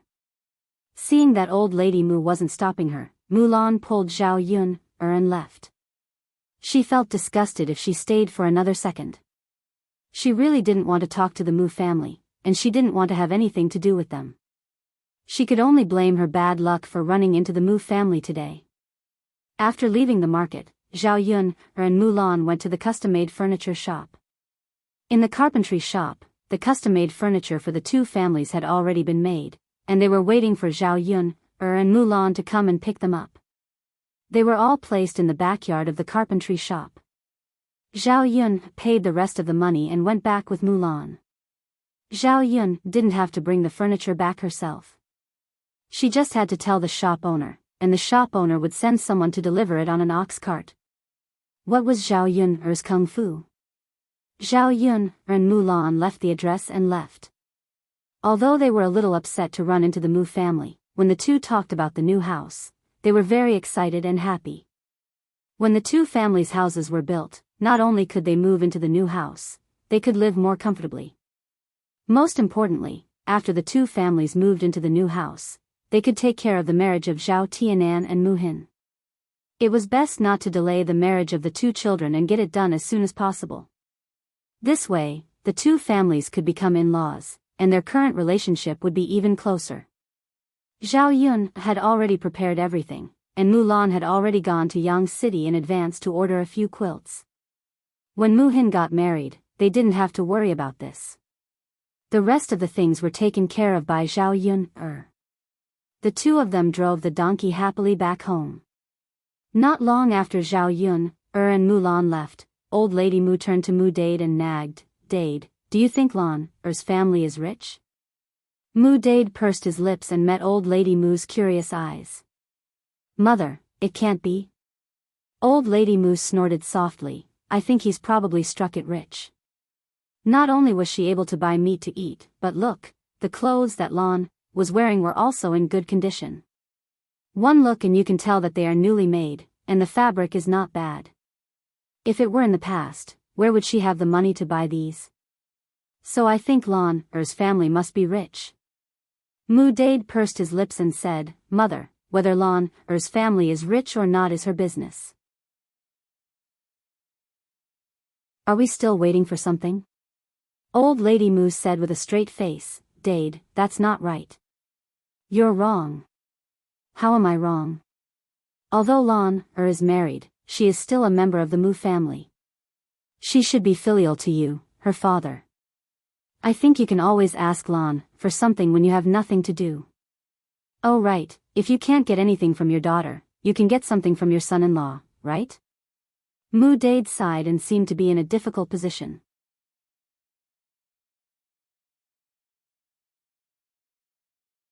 Chapter 1643. No matter how bad things get, she's still your biological daughter. How can there be overnight animosity between father and daughter? Sigh. Mother, Mu Dade lowered his head, not knowing what to say. His mother was a strong-willed person. Once she decided on something, she had to let him do it. If he did not do it, his mother would be angry and find fault with him. That would be very difficult. At this moment, Mu Dade's newly married wife, Luo Tsueyu, swayed her plump body and ran over to old lady Mu and Mu Dade. Hearing the conversation between Mu Dade and old lady Mu, Luo Tsueyu asked curiously, "Mother, is that Dade's daughter?" Old lady Mu snorted, "Of course. Heh heh, she's so pretty and looks good in clothes." Luo Tsueyu was envious. She thought that the material of Mulan's clothes must have cost some money. Women were vain. Luo Tsueyu also hoped that she could be as rich as Mulan and buy a set of clothes made of that kind of material. She would definitely look prettier when she wore it. Heh heh, that's why I said that girl has struck it rich. Old lady Mu muttered. Luo Tsueyu's eyes turned. She tugged at Mu Dade's sleeve and said to him, "Husband, I think mother is right. After all, she's your daughter. You gave birth to her and raised her. That's a great favor. The person who sold her was Mu Hin, not her. If you say that she doesn't want others to be filial, then Mu Hin is unfilial. But you didn't do anything to her. Why shouldn't she be filial to you?" With Luo Tsueyu's reminder, Old Lady Mu immediately thought it through. Yes, Tsueyu, you're smart and quick-witted. No matter what you did previously, that was to Mu-hin. You didn't do anything to her. How can she be unfilial? Luo Tsueyu continued, no matter what, if we get some money back, our family's life will be better. Mother, I'm pregnant with Dade's child. The fortune teller also said that this child will definitely be a son. So I have to eat well during this period of time to nourish my body. Then I'll give birth to a grandson for our Mu family. You can also leave an heir for Dade. Mu Dade's eyes moved slightly and landed on Luo Tsueyu. He glanced at Luo Tsueyu's stomach. Thinking that it was his son, Mu Dade felt that he should treat Luo Tsueyu well. He should try his best to satisfy whatever Luo Tsueyu wanted to eat. It was only because of the child in Luo Tsueyu's belly that he could not let Luo Chueying suffer. He had been looking forward to having a son for decades. The people in the village liked to laugh at him for not having a son. This was one of the reasons why he could not raise his head. As long as he had a son, others wouldn't laugh at him like that in the future. This was also the reason why he still married Luo Tsueyu at this age. At the end of the day, he could not afford to be without an heir. He could not afford to not have a son. Fortunately, Luo Tsueyu's stomach was not disappointing. Not long after they married, she was pregnant. The fortune teller also said that she was pregnant with a boy. Luo Dade cried tears of joy when he heard the news. So no matter what Luo Tsueyu wanted, he would try his best to satisfy her. Giving birth to a son for him was already the greatest sacrifice she could make for him. The reason why they came to Yang City today was that Luo Tsueyu said that she was pregnant and was gluttonous. She wanted to eat meat and some snacks. That was why Mu Dade and Old Lady Mu agreed to bring her over to buy.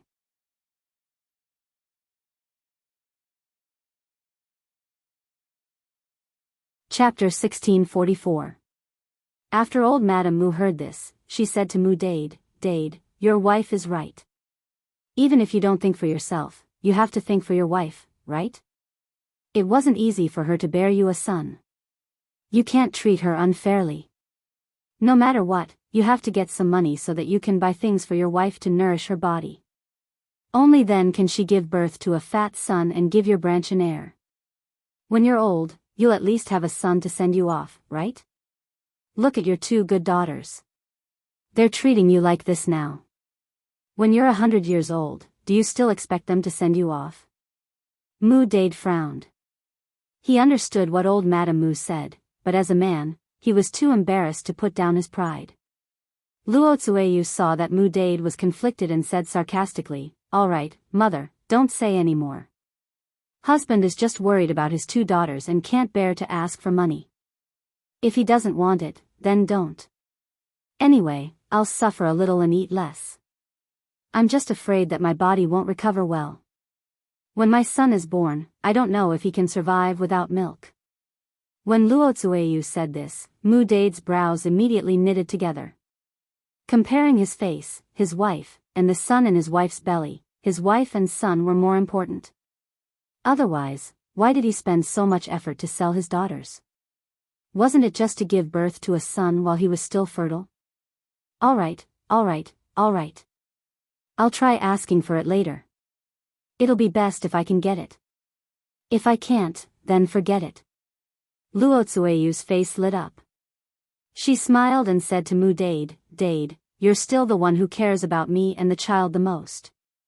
Mu Dade smiled embarrassedly. Looking at Luo Tsueyu's face, which was piled up because of her smile, he felt uncomfortable. If it wasn't for the fact that he didn't have much money and was too old to marry a good wife, he would never be willing to be with such a woman like Luo Tsueyu. Compared to Mulan and Mu Hin's mother, this Luo Tsueyu's appearance and figure were much worse.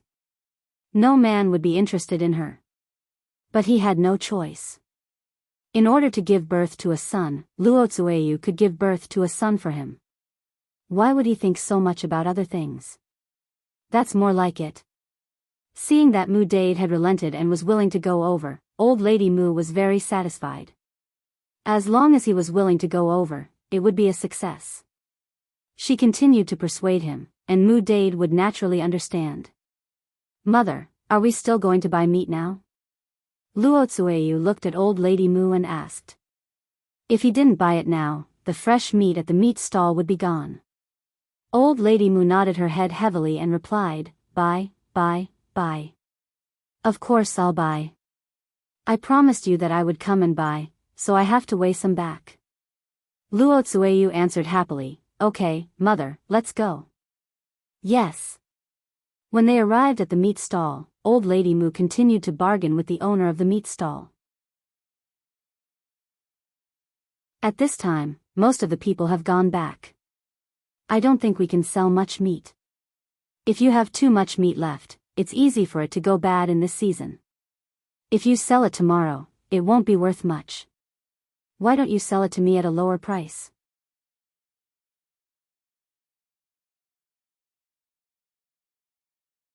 Chapter 1645. Old lady Mu rolled her eyes and thought for a while. A copper coin discount seemed a bit too little. The boss said with a straight face, I say, Granny, if you don't want to buy it, then leave quickly. 1 copper coin is already the biggest concession I can make. I'm just a small business, and I can't make much money. If I give you too much of a discount, how am I going to make money? Old lady Mu hurriedly responded, okay. You said a copper coin discount. Okay. The shopkeeper responded. Then give me half a jean. Half a jean is 6 copper coins and a half. Forget about the half, I'll give you 6 copper coins. Old lady Mu said, her eyes shining. Hearing old lady Mu's words, the butcher's mouth twitched and he glared at old lady Mu fiercely. How could this old woman be so cheap? He said that a caddy of meat would be cheaper by 1 copper coin. She still wanted to weigh half a caddy of meat, and even cheaper by half a copper coin. How could there be such a person? How could there be such logic? Seeing that old lady Mu was not sincere in buying the meat and had been bargaining for a long time, the butcher waved his hand at old lady Mu and said, Go. If you don't want to buy it, then don't buy it. I'll give you a copper coin discount for a jean of meat, but half a jean of meat is not a copper coin discount. If you want to buy it, then buy it. If you don't want to buy it, then forget it. Old lady Mu's face darkened and looked a little embarrassed. Luo Tsueyu was anxious. If this went on, how could she buy meat for her to eat? What if she didn't even weigh the meat when she went back after making a trip today? Then wouldn't her wish today be in vain? Mother, the shopkeeper's price is generous enough. Let's just buy a jean of meat. If we continue to bargain, he won't sell it to us. Old lady Mu frowned and thought for a while. She gritted her teeth and said, okay, then weigh a jean of meat. Originally, old lady Mu planned to weigh half a jean of meat for Luo Tsueyu to eat alone. Now she thought that if she weighed another half a jean, the whole family could eat it. Otherwise, the family would definitely be greedy when they saw Luo Tsueyu eating alone. Okay, shopkeeper, weigh a jean of meat for me. The boss nodded reluctantly. However, he thought that if he could sell as much as he could, it would be better than not being able to sell it and waiting for the price to drop the next day. So he weighed 1 caddy for old lady Mu and took the 13 copper coins from her. At the same time, something unusual was happening in old Zhao's house. Liang Jinxiao took Tian and Dowda to Zhao Yun'er's new house to play. Zhao Ping also followed. The reason why Zhao Ping didn't go back to her in-laws' house early in the morning was because she hadn't eaten the rooster. She still couldn't let it go. Secondly, she thought that Zhao Yun'er would definitely have a lot of delicious food at the Chicken Gate banquet today. Even if she wanted to go back to her in-laws' house, she would have to wait for the banquet at noon before going back. Wouldn't it be a waste to have an extra meal?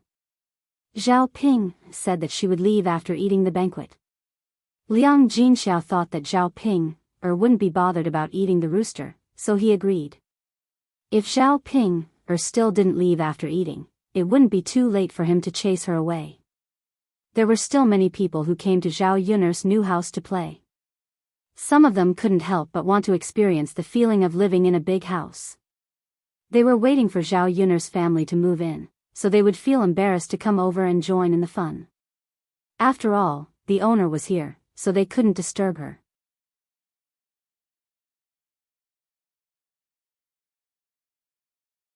Chapter 1646. However, the moment of danger arrived. Suddenly, she heard the villagers' screams. "Ah! Save me! Save me! The tiger is coming down from the mountain. Ah!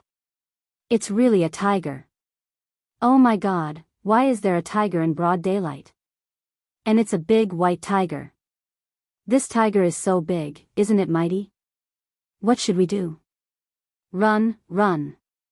If we don't run, we'll lose our lives. It's coming, it's coming.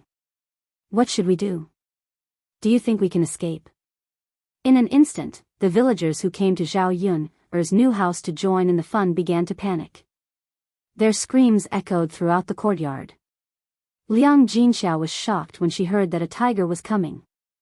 However, when she came to her senses, she saw that it was indeed as the villagers said. A big white tiger was gradually approaching their courtyard. This tiger was bigger than the one that Zhao Yun'er brought back from the mountain last time. The villagers all knew that tigers were mighty. Basically, if they encountered a tiger, they would lose their lives. Now that the tiger was coming, they were in great danger. If they did not escape in time, they might become ghosts under the tiger's jaws. Their bodies would be torn apart and then eaten by the tiger. Roar! The tiger's loud roar was deafening. The roar was so loud that it covered people's hearts with a layer of meaning. Daodu was so scared that he cried and hid behind Liang Jinxiao. Liang Jinxiao quickly patted Daodu's back and comforted Daodu. "Daodu, don't be afraid. Grandma is here. Grandma will protect Daodu." Although she said that, Liang Jinxiao was also scared out of her wits. Her voice trembled a little. Encountering such a big tiger, she was just a woman with nothing in her hands. How could she protect Daodu and herself? The only thing she was worried about now was that the tiger would attack Daodu and Tian. If something really happened to her, it would be fine. The most important thing was the two children. She could not let anything happen to the two children. Liang Jinxiao carried Tian and protected Daodu at the same time. Her brows were tightly knitted together. Faced with the situation in front of her, she really didn't know what to do. What she didn't understand was how a tiger came out of nowhere and ran into her courtyard. Could it be that her family was too unlucky? Why didn't other people encounter it? As the white tiger approached, Liang Jinxiao could not help but step back. He didn't dare to run away now. If he alarmed the tiger and it pounced on him, he would die even faster. Liang Jinxiao's heart grew colder as he watched Tiger's footsteps step by step. What should I do now? Who could save her? Who could save the two children? White Tiger glanced at the people in the courtyard. There were a few villagers, Liang Jinxiao and Zhao Ping-er. All of them were trembling in fear as they stared at White Tiger in horror. Some of the more timid villagers directly fell to the ground and wet their pants. Their legs couldn't help but tremble. In the face of a ferocious animal, these people were too weak and didn't have the slightest ability to resist. Boo-hoo! I don't want to die. Zhao Ping couldn't help but cry. She was very regretful now. If she had known that this would happen, she wouldn't have stayed for Zhao Yun'er's wedding banquet because she was greedy. If she had returned to her in-laws' house earlier, she wouldn't have come here to join in the fun, and she wouldn't have encountered this situation. What was the point of eating something delicious when she was risking her life?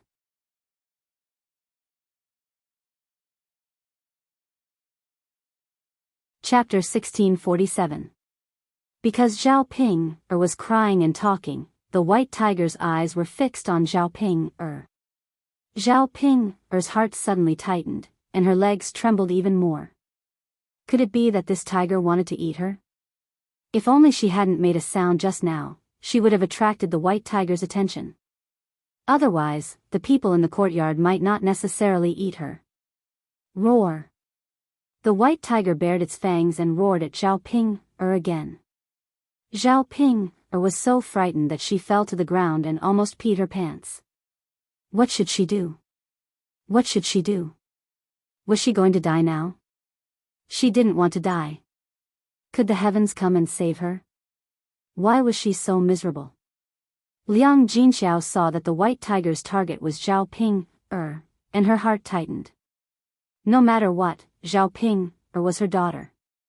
If she was eaten by the tiger, as a mother, she would definitely feel terrible. Moreover, Zhao Ping, was still so young. Was she going to die before her own daughter? The other villagers saw that Zhao Ping had attracted the white tiger's attention and were slightly relieved. The tiger's stomach was definitely not that big. It should be full after eating one person. If it ate Zhao Ping, nothing would happen to the others. The white tiger slowly moved towards Zhao Ping, Zhao Ping, was suddenly scared out of her wits. She sat there helplessly, not knowing what to do. Liang Jinxiao was so anxious that she stomped her feet and hurriedly said to Zhao Ping, why are you in a daze?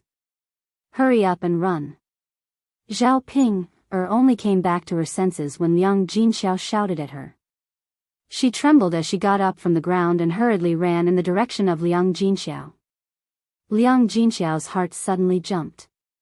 This wretched girl, why did she run towards her? She didn't know where she ran to. She didn't know what to do now. What if Zhao Ping ran to her and got her into trouble? It was a small matter if she was alone, but there were 2 children. It was inconvenient to run with 2 children. Wouldn't it put the 2 children in danger? The white tiger's gaze was still following Zhao Ping.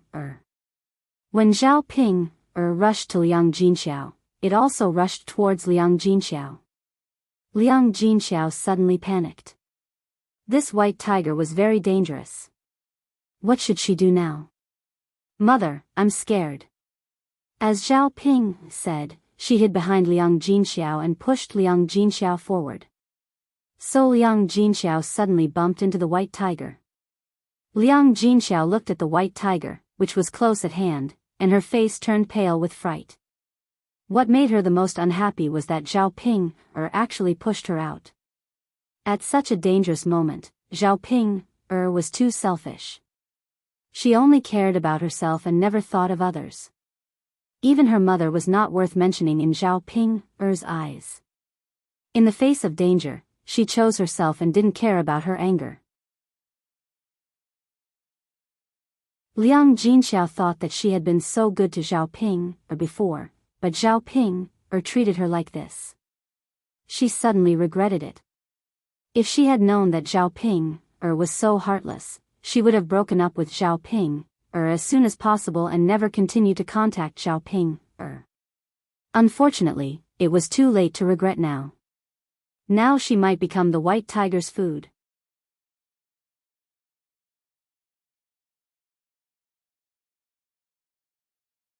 Chapter 1648.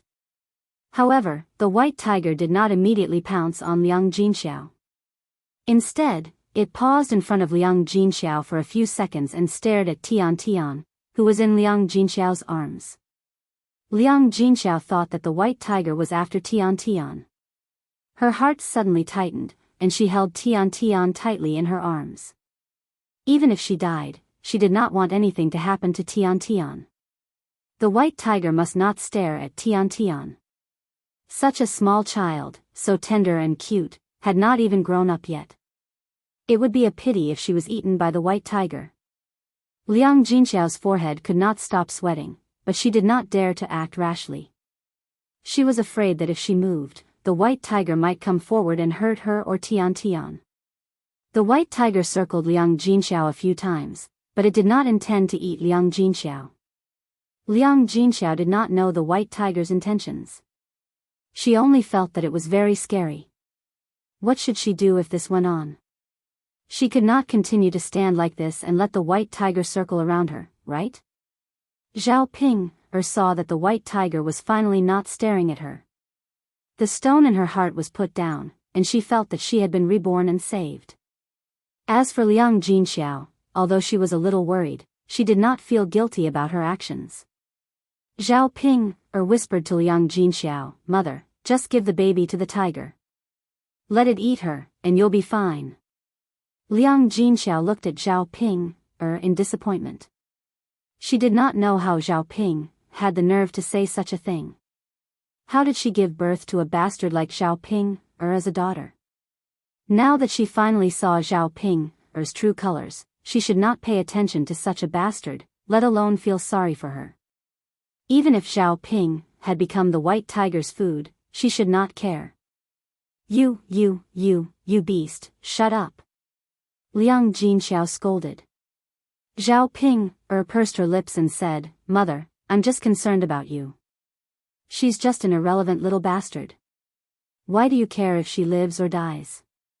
Keeping your own life is the most important thing." Liang Jinxiao almost fainted from anger at Zhao Ping. She actually had the nerve to say such things. He said it was for her own good. If he really cared about her, he shouldn't have pushed her out just now. Since she had done such a thing, it meant that she didn't care about her mother at all. You don't have to be so hypocritical. Liang Jinxiao suppressed the anger in her heart and replied.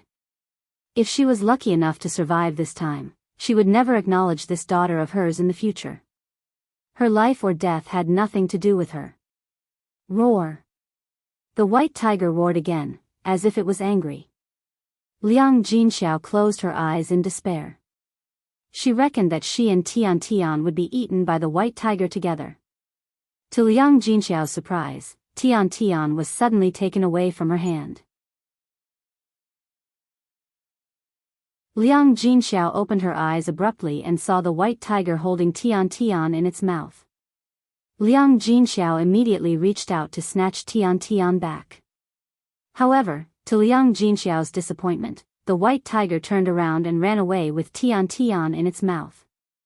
Tian! Liang Jinxiao exclaimed in shock. This tiger was really going to attack Tian. What should she do now? If Tian was taken away by the tiger, it meant that she was going to be eaten by the tiger. Tian had met with mishap in her hands, and it was her fault for not protecting her well. If such a tragic outcome really happened, she would feel guilty for the rest of her life and would feel that she owed this child. You're tuning in to the Biyao's Wuxia Chronicles YouTube channel. Don't forget to subscribe and join us on this journey to catch the most captivating stories.